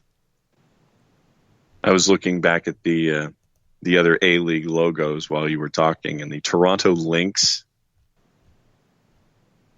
next to your Staten Island Vipers. Yeah. And then the Vancouver 86ers, the predecessors to the Whitecaps. Yeah, the 86ers, that logo, if I'm not mistaken, the logo that's here, it says it was 95. I think that one actually came over from the Canadian Soccer League. That was even before that. It's a very 80s kind of logo. The Whitecaps logo that they used in the A-League was bad, and they didn't need to change anything from the original cool branding that the Whitecaps have had. It's interesting what people like and what they don't. Emery Russell chimes in and says, my vote for worst American soccer logos is the New England Current logo and the previous MLS logo. For some reason, I actually enjoyed the Kansas City Wizards logo. I think MLS really... The Wizards logo is fine. The Wiz one is fine. The name is the issue. We're talking logos. We're not talking names. We're not talking kits. Because the Kansas City Wiz and Wizards kits are awesome. Yes. Fight me if you don't like that. They are awesome with the rainbows and the wavy stuff, and look like Charlie Brown, and it's greatness. But the puffy Wiz lettering to me is like, really? There's far more things that I get upset about than that one. The actual league logo for MLS, when you look back in the history of it, they definitely got the rebrand right. The new MLS logo is great. I like it. It's one of the better league logos out there, in my opinion. The old one was bad, and they changed the colors from the original one. I think it was red and blue originally, and then they went to the blue and green. Or it was blue and green, and they went to the red and blue. I can't remember the order. It's just meh. The new one is really good. Simple, classy, it works. You see it, you know exactly what it is. It's good stuff, and I like how they adapt it for the different teams with the colors. I like what they did with that. I really like what they did with that. So, logos. You guys wanted to vote for the worst. That's what you got today. So, when you think of other Friday Flashback topics, please throw them our way. We'll get into those as we do in the off season, where there are lots of topics that we can kind of dig into that take us off the beaten path. We do have a couple things that we need to get into this morning from more of a news and rumor standpoint, and we'll touch on it before we get to Mike Conti here in about 5 minutes. So, Ezequiel Barco, there are rumors. Dirty South Soccer posted a story based off a report from Calcio Mercato about Ezequiel Barco and a price tag being set of $25 million. That's maybe a little on the low side, but that's the type of ballpark that we're talking about for what kind of interest Barco is going to get. Now, will somebody get to that price now? It's possible. It is. I don't think it's an outrageous ask. Not with where he is, what he has shown, what his potential is. I don't think it's an outrageous ask. I I don't know if anybody gets to that in the winter transfer window. The summer transfer window might be more realistic for that kind of number, but I also think the summer transfer window, you could see that number go up. And that's where you're at with these types of situations if you're Atlanta United or any team in MLS that has a young talent. You're going to have players that attract the attention of certain clubs. A bidding war always helps that price tag go up. But you're going to have young players that you have to make that decision on. Do I sell them for what's being offered right now, which I'm going to make money, it's good, I get a profit, all is well? Or do I wait and see if that price goes up? And how long do I wait? And that's a tough balance for a player who has ambitions to play in Europe. Had those ambitions for a long time, Ezequiel Barco, and he has the ability to do it. When does it get to be too long for him to wait? When is the price tag met by enough clubs that you can create a little bit of a bidding war and have that number go up a bit? And which club is the right fit? We've had this discussion when it comes to Miguel Almiron. You could not predict the future and see that, Rafa Benitez would leave and everything would change and Barco's role would get really muddied. You couldn't guarantee that. You had no idea that was going to happen. And that's been part of the reason why he's struggled to, I think, impress there, although I do think that the criticism has been way overblown. You want to find the right fit because it does affect future sales. $25 million for Barco is not outrageous. I think it feels right. I just don't know if you're going to get that in the winter window. Yeah. And if you wait till the summer, can you get more? Yes, but then, and Dirty South points this out, and I think they're correct in doing it. Rob Usry points this out. Then you get into a situation where Barco would be potentially headed to the Olympics. Would that affect teams' willingness to buy then, or would then they want to wait again? And then at that point, then you start asking the question, does Barco get antsy? Does he want to go? Does he want to try to make that move sooner rather than later? That's the balance. It's hard. That's being part of the worldwide market. Teams deal with this every day. And Atlanta United will be dealing with these difficult decisions throughout their history because that's the type of club they want to be. I think it's hard to say no to $25 million if you can get it. It's hard to say no to you if you can get that right now. I don't know if you can get that in the winter window. And that's what we'll have to wait and see if that market materializes. Yeah, and I'm testing your memory bank here with a recent rumor mill, but Sporting CP and who else have been linked to Barco now? Well, a bunch of people have been linked, but not really with any numbers. Sporting Lisbon, but then you're talking Roma and Inter, and then you're talking Manchester United and Arsenal that have all been linked. So, yeah, I mean, are they all scouting him? Probably a whole lot more clubs are scouting him because it's not a unknown talent. But scouting and offering are two very different things. Tracking and putting down a number on a potential transfer is a very different thing. So we have to see if the tracking gets to the check being cut side of things. And in this window, it's mid-season for a lot of teams, and you don't look to these kinds of buys as often. You're looking at teams who are saying, I need to upgrade to get into X, Y, or Z. Like if you're Manchester City, like I need to win Champions League this year because league is probably not going to happen. So if I need to go get a big name to win Champions League, it's worth paying that money right now. You're not buying a player for the future as much in this window. And that's going to be the question when it comes to Barco. Is the right club out there with the right check to cut to get him right now? Don't know. And we will see where this goes because we're a little less than a month away from that window opening where things get real. And then, honestly, we're probably more like 5 to 6 weeks away from legitimate offers if they materialize hitting tables. And that's going to be around the start of training camp. So keep an eye on all of it. It's not outrageous to me. I mean, those numbers, everything lines up. It's just when you make the deal and when you wait. Knowing when to hold them, knowing when to fold them. It's not a textbook for it. There's not a blueprint for it. You have to feel it out, and we'll see how Atlanta United feels this out. We'll see how Barco and his representation feel it out, because they're going to be part of the process too. And you see it all the time where agents push and try to make things happen for their client because they want to get paid. The player wants to get paid. Everybody wants to make their money. But when does everybody make the most money? And when is the right deal for everybody? When does that materialize? Hard to tell sometimes. So we'll keep you posted on all of it, but right now it's a lot of tracking as opposed to numbers being offered just yet. Let's take a quick break. We'll be right back after this. A ranger station. I'd like to report a bear hug. Okay. I put out my campfire and Smokey Bear hugged me. So you drowned the fire, you stirred it, drowned it again, and felt that it was cold? Uh-huh. Yep, he's just letting you know you did good. Bear hug from Smokey Bear. Status update. I'm gonna let you go now. There are many ways to start a fire, but one sure way to put it out.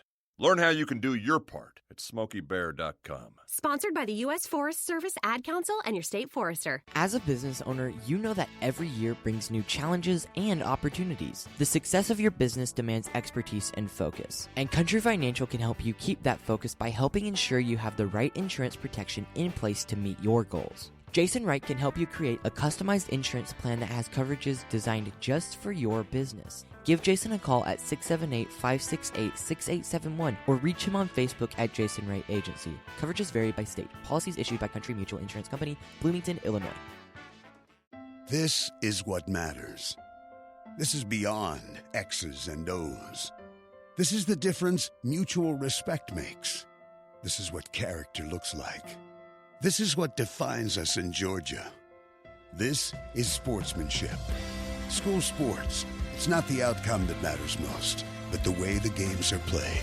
This message presented by the Georgia High School Association and the Georgia Athletic Directors Association.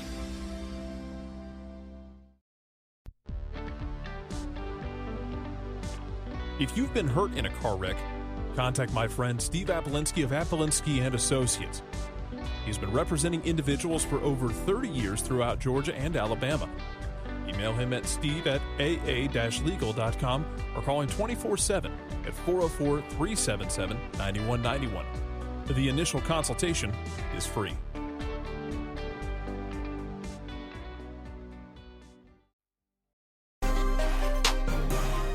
Patty and Patty are going at some point. Party tonight. That's what we're planning for. Big time party. Mm-hmm. We're back. We're planning for parties. Mike Conti's planning for parties as well. So we're going to try to get him on before we end up, but we might not hear from Mike before the end of the day. He's a very busy man, as we talked about. Let's move on to some questions outside of the Friday flashback, outside of Ezequiel Barco and rumors from Calcio Mercato that are out there. What's on the Twitter timeline, John? Four-Card Ahmed has a CONCACAF conspiracy theory. Oh, geez. I hear the black helicopters already. Atlanta United and Club America, round 2 of the bracket. I'm sure Club America wants a shot at Atlanta at El Azteca. I'm sure they do. I hear the helicopters, though. Don't know if that happens. And if it does, I don't know if we can go conspiracy on it. I'm sure Club America would love to get a matchup with Atlanta United after the Campeones Cup last year. I'm sure CONCACAF would love to see it too. But I'm not going to go full conspiracy yet. We haven't even had the draw yet. Let's get it done first, and we see what happens. That's on Monday night. And when we know our broadcast plans from the Brewhouse Cafe and their 9,412 TVs, we will let you know. Yes. Andy Hollums, do you see Andrew Carlton as a good candidate for an at Aberdeen FC loan, assuming he can get a work visa? Yeah, the work permit would be the question, and I don't know if Carlton would be able to find a way to get a European passport of some kind that would allow him to work around the work permit issue. I don't know if he would qualify. The Scottish system is different. I mean, it's the same idea as the Premier League system, but the bar is not as high because you have the basics of I think it's 75% of your country's national team matches over the last year or 18 months. But you have an appeal process. And not as many people get through the appeal process in the Premier League. They do in Scotland if you can prove that they would benefit the Scottish game by coming. But they also don't want to see, Scottish players have those jobs taken away from them. So Carlton's an interesting case. I wonder if he would get through the process. I don't think it's a guarantee that he would. So, Gallagher is there because he has the passport. He's Irish. Would Carlton be able to figure out a passport situation? If he would, it's a no-brainer to make that loan. I think it's the right kind of level he would really benefit from, and his game would improve. I think you'd get a good chance to see what Andrew Carlton can be if he had that opportunity. I just don't know if you're going to be able to get that opportunity because of the work permit issue. Joel at Mr. Runner 76 watching the Bears game. It occurred to him that the new Chicago color scheme has a likeness to the Bears in the same way that it's United Falcons, Sounders Seahawks, and Revs Pats. Maybe he's just late to the party. Hashtag Friday flashbacks. Hashtag Friday free for all. The navy blue a little bit, but it's not quite the same shade, and the rest of it doesn't match up. If that was what they were going for, I think they missed. I think they could have done a much better job of doing that, because if you look at the two logos side by side, they look like they're from different planets. Some of the colors are similar, but it's just completely different style elements, because you have kind of a classic style with the logos and their branding, and this feels very modern. So I don't know. Maybe the navies will be close enough that it'll somewhat look right in the building. I'm curious about the bigger picture of when you go into that building next year. Does it feel like Chicago Bears house? Does it feel like Soldier Field that's just generic? Does it feel like the Chicago Fire's house? I think that's one thing that Atlanta United's done really well, and Mercedes-Benz Stadium designed this way, to where it doesn't feel like you're in somebody else's house. It feels like Atlanta United's home. When we were at TCF Bank for Minnesota, it felt like the University of Minnesota. It didn't feel like you were in Minnesota United's place of business at all. And that was part of the deal that they did. Atlanta United did a different kind of deal with Bobby Dodd, and it didn't feel too much like they were, borrowing somebody else's place. They did as good as they possibly could in avoiding that feeling at Bobby Dodd. Minnesota was unable to do that at TCF Bank. Soldier Field, is it going to feel like Mercedes-Benz? Is it going to feel like Seattle? Is it going to feel like Gillette? Gillette doesn't really feel like the Revolution's place. Nope. Although coloring and branding is very, very similar, and they've done a pretty good job there, and that kind of bridges the gap a little bit. I'm okay with the way they've tried to do that, but Soldier Field, how much can you do to make it feel like the Fire's place? I don't know. I'll have to see. Joel at Alex at Cuppers, as I'm buzzing through the lines here. Alex at Cuppers says something more for at Sock over there, or crumpets and espresso, but yay, the Chelsea transfer ban was lifted. Yeah, I'd be really curious to see what happens with Chelsea, because the Premier League's in an interesting spot right now with teams that are outside of spots that they want to be in. You've got teams that are maybe in some of those spots that they have to try to maintain them. I don't think anybody expected Chelsea to be competing for the Champions League next year. Right now they're in a good spot. Yeah, no, obviously. But Chelsea, I don't think they expected to be in this spot, and I would probably hazard to guess they didn't expect to be able to go into the transfer market. So are they going to be able to take advantage of all that? We'll have to see. Free to sign players in January after their appeal against the transfer ban imposed by FIFA reduced by half by the Court of Arbitration for Sport. So that's where that happened. Michael Biederman has a Friday question. Okay. And I think it's the early tip of the hat for his Twitter name, at my own burner ACCT. Nice. Friday question. What European team has a style of play closest to Frank de Boer's Atlanta United?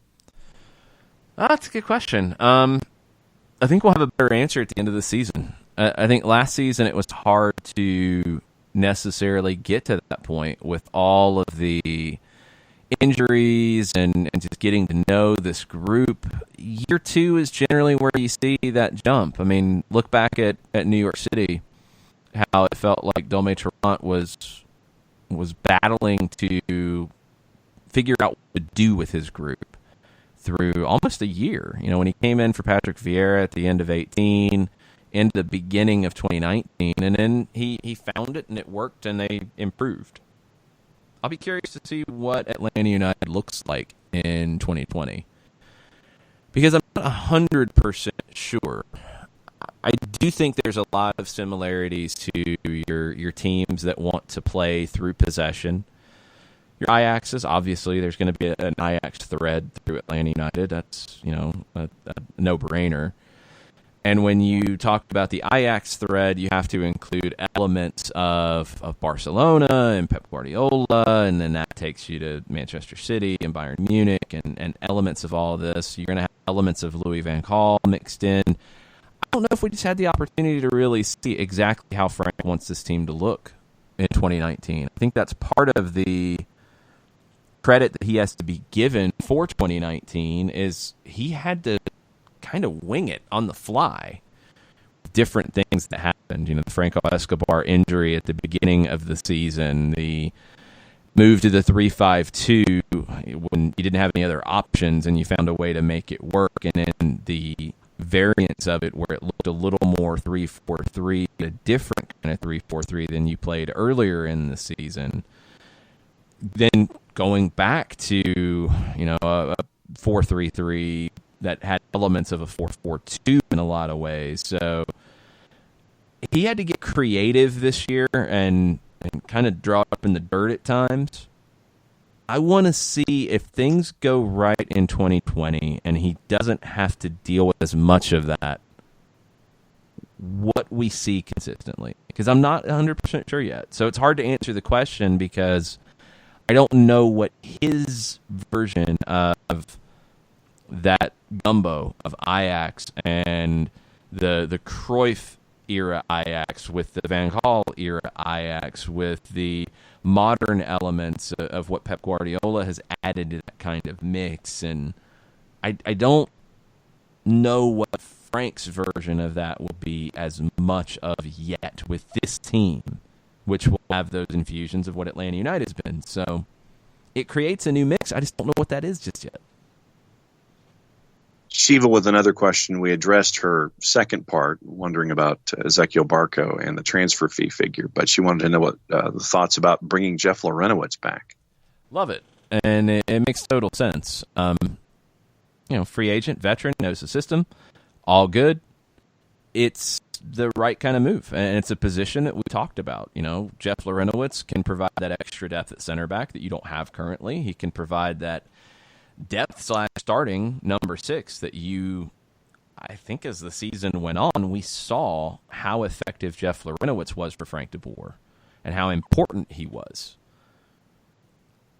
I think you go into 2020 with that in mind. Now, you always have the question with players of this age is, okay, you come back from an off season, how's it going to look? How's it going to feel? Is this where Father Time, takes hold? Is this where things catch up? And you don't know. Jeff showed last year that there was no slowdown from him. Does that happen another year? If it does, well, it's hard to say that Atlanta United's going to be worse because you are, returning the overwhelming core of what you've had. And Jeff's a big part of that. But I also think that if it does, and Jeff does slow down just a little bit, he's still a very valuable piece of this team who can play a couple different spots that you need that extra bit of depth in. So now my question is, this signing was kind of a no-brainer to me. Do you still go and look for a number 6, which is a position that I've kind of thought Frank de Boer would want to upgrade at? Or do you feel like you go into the season and Jeff's your guy? And decide that if we need to make a change, we can do that in the summer. You've got that option. You don't have to go and make a very risky move now. So that's a good spot to be in. You have a lot of known quantities now with this group and what your lineup can look like in 2020. That's a good place to be. Jarrett chiming in this morning, he says that Atlanta is way, a lot of Y's, overdue for some good injury luck. Yeah, seriously. It's felt like every year you've had all kinds of crazy injuries. So, All right, let's get caught up on a couple other bits of news, too, because there's different things that have been popping off as we go this morning. So we talked yesterday about Marcelo Gallardo and the comments from D'Onofrio, the president of River Plate, saying that he's under contract through 2021. Gallardo said, I have nothing to say. I talked to Rodolfo, and he knows what I think. Sometimes he feels attacked by you, talking about the media, and that's why he said something. He knows the same thing you know. No, there's nothing to say. He didn't guarantee his continuity is sticking around. So we're back to where we were with Marcelo Gallardo. Does Miami have to throw a Brinks truck of money at River Plate and at Gallardo to bring him in now? Or is Patrick Vieira not going to wait and see if things materialize at Arsenal and make the jump? Or are you going to miss out on both and you have to go find something else? Michelle Kaufman at the Miami Herald last week said that Miami would name a coach by the end of the week. Don't think they've scheduled an announcement for today. So I would love to hear this story when the time comes, the managerial chase for Miami and how it's gone, because man, it's been really, really difficult. Really, really difficult. Some other news. Keep an eye on Austin. Austin FC. Claudio Reyna has been talking to the media out in Texas, and he mentioned in this upcoming MLS window, which is February to May. It's a long window. They can start talking to people now. Austin can start making moves. Reyna said, teams are in positions where they might be ready to dump players for whatever reason. It's going to be interesting for us to look into. So I will be fielding calls and making calls. Dig it. I like when teams get proactive. And Reyna, look, his time in New York City, he knows every mechanism to work with in building a team. And now he's not going to have that shadow of City Football Group where he has to do things a certain way. He's going to be able to do it, you would think, in whatever way he wants to. That's going to build the best team. So I'm excited to see what he does in Austin. I have high hopes for Austin FC. I really do. The Tulsa rebrand I wanted to get into a little bit. So the Tulsa Roughnecks, and the Tulsa Roughnecks, that's a historic name going back to the NASL days. They brought it back for their USL championship team. They rebranded now to FC Tulsa. Now, the original name, because you hear that name, you're like, okay, that really sticks. The original logo is probably on one of the worst lists, by the way. It's very cartoonish, and it's almost impossible to recreate because this is how logos were done in the 70s. I mean, it's got so many different things going on. Guy with a giant wrench, an oil well in the background. See the rigger. Yeah. Yeah. The guy's got the hard hat with Tulsa on it. Yeah, there's just so many different things going on. I was trying to find, because I wanted to know how they decided on the name. I thought I had it, but I don't. Anyway, they brought it back for the USL team that started in 2015. Well, they have rebranded now to FC Tulsa, and the logo is very, very different than what they were using before. The logo they were using before was okay. The USL Tulsa Roughnecks logo is okay. That's fine. The FC Tulsa logo, I didn't like it at first at all. I don't like the rebrand because I love the Tulsa Roughnecks name. I think it works. I think it worked there from what I could tell, and maybe it couldn't. I didn't like the rebrand at all. I didn't like the logo at all. But the more I've learned about the logo, I'm coming around on that side of it. I just don't like the rebrand element. And maybe you couldn't do both. Maybe if you decided to go away from Tulsa Roughnecks, you felt like this kind of logo didn't match, and that's okay. So your explainer on the logo, it's white and gold, first off. It's straight up white and gold. That's it. Not busy at all. They do have a secondary color of patina green, which is like a not quite lime green. It's a light bluish green. It's an interesting color. I'll be curious to see how they use it and things. But the actual logo, so Tulsa has a rich Art Deco history, which I was not aware of. I don't know much about Tulsa, so you have that element to it. The vertical orientation is a nod to Tulsa's vernacular signage. Okay, I guess. It's different. It's different. It's okay. The flycatcher is the interesting thing to it that I wasn't, when I first saw it, I'm kind of like, what's going on here? The explanation is the scissor-tailed flycatcher is Oklahoma's state bird. Its dynamic shape suggests speed, upward motion, and a desire to reach new heights. And when you separate it out from the logo, it's a pretty cool image. If this was a brand new team, I think I'd like it a lot more. If it was just a brand new team from scratch and this was what they dropped initially, I'd like it more than I do. I did like the Tulsa Roughnecks branding, and I liked the nod to the history. I liked the current version of the logo because you couldn't pull the old NASL version of it. It's too much. It's growing on me. I didn't like it at first at all. I'll be the first to admit it. I did not like the rebrand. I didn't like the idea of the rebrand, but they're winning me over. They are.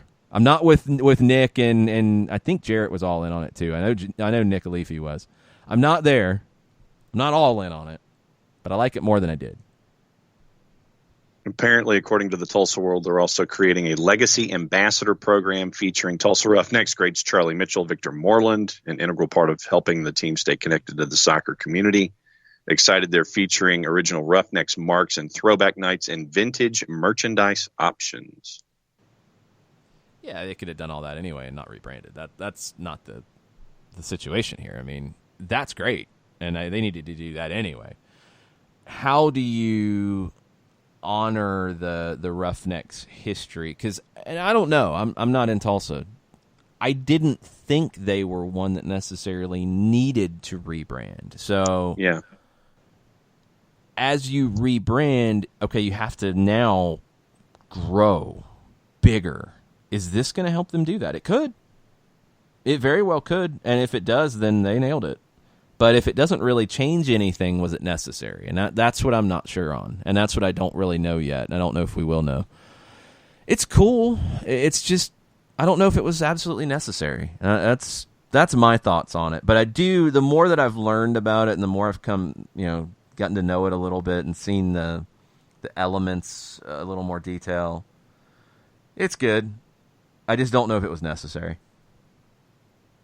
Yeah, I didn't think that the rebrand was necessary. That's my biggest thing about it. I did not know about the scissor tail flycatcher, though. That was something unique to me. Yeah, that's something I did. I'm not up on my state birds and obviously state fish either, so I don't know all of them off the top of my head. Other stuff, I think we've hit everything from the news side of things. I wanted to touch on Orlando just a bit because Oscar Pareja gave his first press conference yesterday as the new manager in Orlando City, and a couple of quotes stuck out with me. So Luis Muzzi, who is in charge in Orlando and was really the driver behind bringing Pareja to Central Florida, Muzzi said, "I've been saying this from day one when I got here. I think that we have a lot of talent in the area. There's a lot of kids playing the game here, and this is Central Florida. You can play year-round. We trust the talent that we have here, and we have to develop this talent. Part of our mission here should be that we're connected to the kids playing here, the families living here, and it's something that we believe. And I think that Oscar coming in facilitates that because he has the same values." Pareja said, "When I see Orlando with that potential, that inspired me, and to be honest, I would like to be part of that. Developing players in Orlando and see the grounds growing here, as well as what happened in Dallas or in any other MLS team, and many other clubs are doing it very well. I think Orlando's doing it well because you have Benji Michel, and you have Santiago Patino, You have that people who have been part of this culture, and that's fantastic. Why not just be the city that can keep growing in that area? I'm inspired to come here because that's one of the things that we have done before. That last bit is the key. Dallas was a fertile ground for development. FC Dallas wasn't doing a good job of it before Oscar Pereja built their academy to what it is now. Orlando is not doing a good enough job of developing talent. When you have the two in Benji Michel and Santiago Patino, and that's it, there's going to be work to do, and it's going to take time. I don't know if we're going to truly see what Oscar Pereja has brought to Orlando City for 4 or 5 years as the development cycle goes through. I think he'll have an immediate impact because he's a good manager, and I think he's going to have more money to work with in terms of acquiring current talent than he's ever had before, and he's got a great eye for talent. But the true impact is going to be in about 5 years when you have players come to the academy and sign homegrown deals and are playing significant minutes for the first team. That's where Pareja's value is going to be felt for Orlando City, because it's just not there enough currently. You should be developing a ton of talent out of Central Florida. I mean, the thing about being able to play year-round, like, that's a huge element. There's no reason why you shouldn't be able to get more training sessions in, more time on the field, more time to develop there than almost anywhere else. So why hasn't it been happening? You haven't had the right person driving it. And Pareja now has a track record and now has I think a blueprint that he can take, modify for what he has to work with in Orlando, and create an academy that is productive. And that's something they've never truly had. So Orlando City's not going to be the same old Orlando City anymore. I think they've made the right hires, and if they don't give this time to develop, then something has gone completely wrong, because you don't hire Luis Muzzi if you're not going to give it time to develop. You don't hire Oscar Pereja if you're not going to give it time to develop. I think they've bought into this now, and that's why you're going to see a different Orlando City. Can Pereja get them to the playoffs next year? I don't know. I don't know if they have enough talent right now. As they currently stand, I don't think they do. Get into the transfer window, Pereja starts using his connections. Maybe that changes quickly, and maybe they start to compete for the bottom end of the playoffs. They weren't that far off this year. Can he make the difference and raise the point total up enough? I think he can, but a lot of it's going to come down to what they add to this roster, what they add in the central midfield, what they add defensively to get better from a team that was very bland last year. And they got to get somebody who can score goals. That's the number one element here, is if you had 10 more goals from Dom Dwyer last year, you're in the playoffs if you're Orlando City. If he can't get back to that point, you got to find somebody who can. And for me, I just we've talked about the relationship with Luis Muzzi and Oscar Pereja. I hope the fans understand the build as well. I understand the impatience of not making the playoffs and being frustrated with what you see on the pitch, but I hope that they also have an extra level of patience in a frustrating situation, knowing that this is what the plan is going forward. But it's not going to take a step back. That's the part that there's been a lot of this talk about, Orlando, they're not going to be patient. And the fans, I mean, look, they're not going to go backwards. There's no reason to think that they get worse. It's just they're not going to become an MLS Cup contender next year. I don't think the fans are expecting that. I haven't noticed any of that, by the way. What I'm noticing is they just want a team that's going to be competitive, because they haven't had that much in 5 years. And Pereja will give you that. Pereja will not have players on the field who are not competitive. He will not have players out there that are not fighting for the shirt, that are inspiring the fans. So I'm not worried about that at all. I hope that they understand that where they can truly get to takes time. Yeah. And I don't think there is any movement in Orlando City that it's MLS Cup or bust in 2020. No. Right now, it's like actually don't stink out loud and be entertaining to watch or bust. And I think they'll do that next year. I think they'll be a team that'll be difficult to beat. A couple of other folks on the timeline this morning. To the previous point about being the rec league team and having to adopt the style of the kit that you purchase off the blocks. Jason Lineo says he's going to buy Newcastle kits for our team, and then we'll all stand inside our own 18-yard box just trying to keep the other squad from scoring. See, I like if you do the opposite too, though. If you go by the Barcelona kits and you bunker, or if you buy the Newcastle kits and you play like Barcelona. That if you're gonna be different, you have to be completely 180. But yeah, I'm with you. You have to, if you're gonna buy kits to wear for your adult league team, then you have to try to play that way. A couple more thoughts on logos. Emery Russell says his vote is for the New England Revolution's current logo and the previous MLS logo. For some reason, we covered that. Well, then I'll go to Michael Head. He says, I'll agree on most of your logo takes. That burn logo is unbelievably bad. The current MLS logo is so much better than the old. The current Bundesliga is awful. Ooh, I gotta double check the current Bundesliga logo because I don't remember it. Green background, white outline of a player kicking a ball, and that's it. Green background? Which one are you looking at, John? Everything I'm seeing is red. It's okay. Then I might have been looking at a TV logo or something. So adjust the color on my TV, but still, same thing. Solid background, white outline of a player, silhouette. Yeah, and then Bundesliga written underneath it. Pretty bland. I mean, it's not bad, but it doesn't inspire you a whole lot either. It's there. Which is not a bad thing to be if you're a league logo, by the way.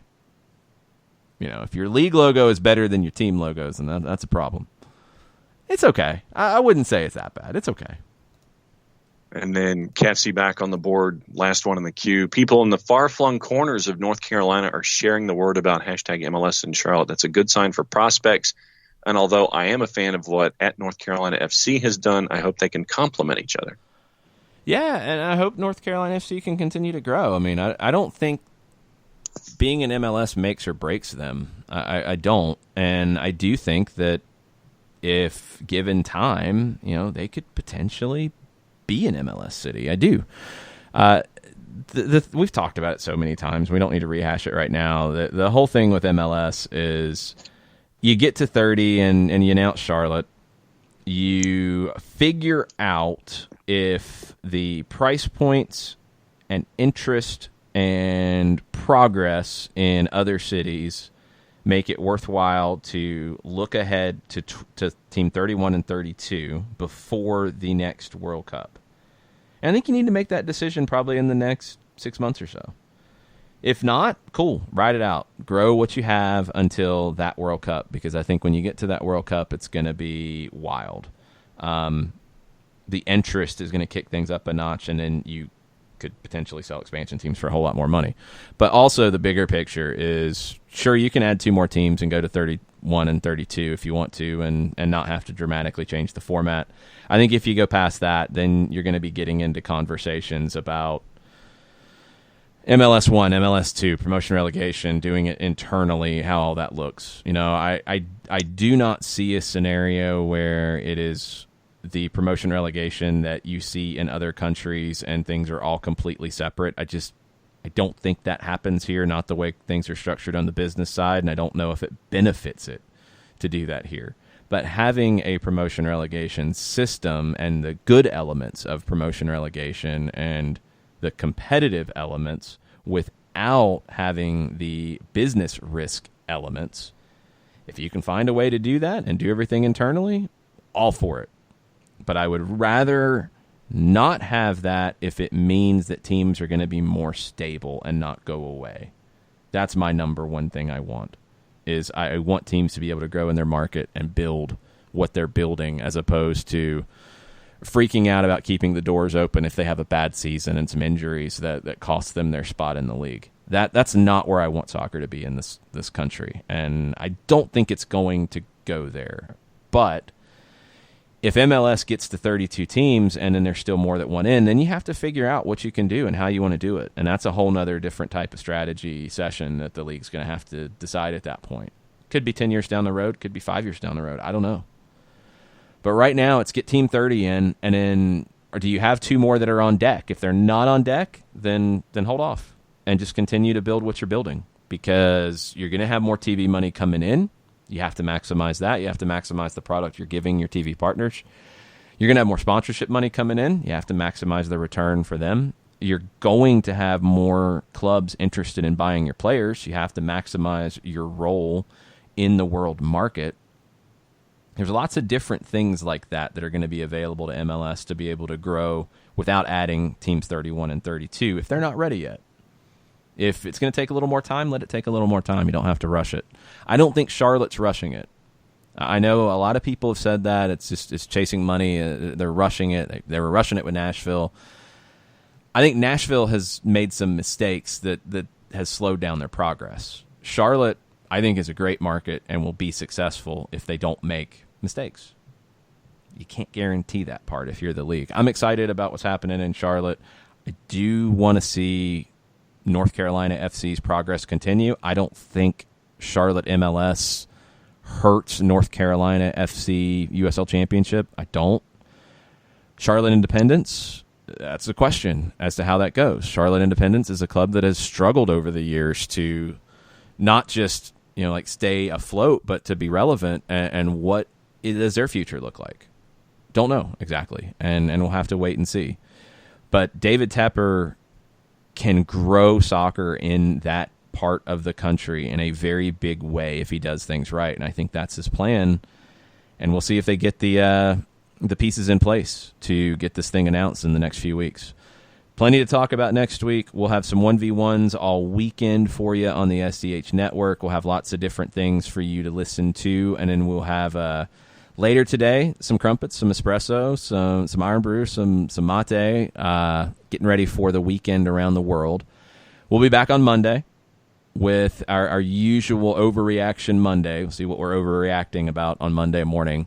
And we'll have soccer over there Monday evening as we get ready for the CONCACAF Champions League draw from Mexico City.